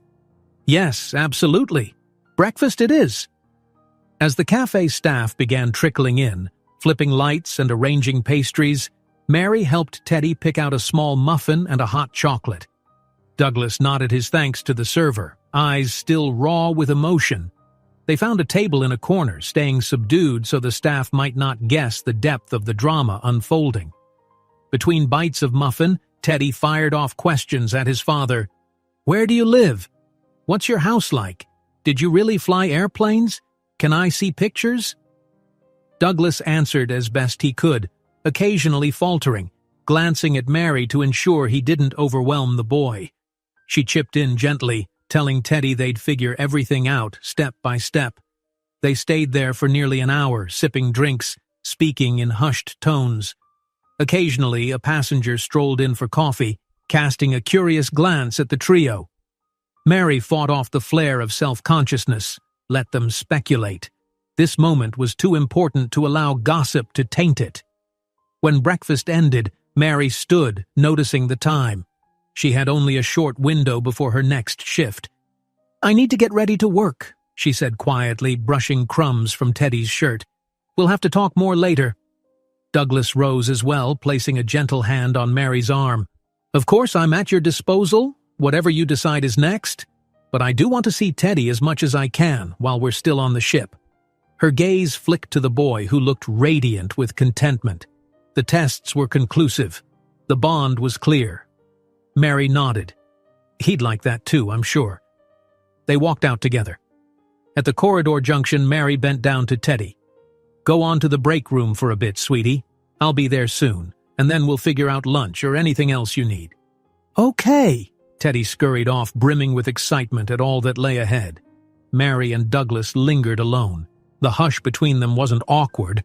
Rather, it was heavy with unspoken possibilities. At last she spoke, voice low. "He's yours, in every sense of the word." Douglas's eyes filled with gratitude and a hint of sorrow. "Thank you for trusting me," he whispered. "I know it must be terrifying. I promise I won't break that trust." She nodded, her heart a tumult of hope and caution. "We'll take it slow. Teddy's happiness comes first. As for us," her words faltered. A faint, understanding smile curved Douglas's lips. "One step at a time," he said gently. "I'll follow your lead." With that, he offered a small, respectful bow, then turned to go, presumably to handle his own affairs. Mary watched him depart, a flutter in her chest. So many questions swarmed. Where would they all live? How would she navigate the enormous difference in their finances? What about the practicality of co-parenting when his life was full of obligations and travel? Yet, at the core, the biggest question, is he the father, was finally answered. The hush that had gripped Mary's life for years was lifting, replaced by a quiet hope. She clutched her phone, still amazed that a few lines in an email had reshaped her world overnight. Straightening her uniform, Mary headed for her next shift with a determined stride. They would sort out the details, slowly but surely. She thought of Teddy's radiant smile, the joyful hug he'd given Douglas. Whatever hurdles loomed, Mary had no doubt that facing them together was infinitely better than facing them alone. For 6 years, she'd mothered her son under the weight of uncertainty. Now, despite the challenges ahead, she felt freer than she had in a long time. Their story wasn't finished. If anything, it was just beginning. And as she stepped into the bustling dining hall, Mary allowed a tender smile to break across her face, ready to greet the day and the bright, unpredictable future awaiting them all. If you enjoyed this story, don't miss the next one. Just click on the screen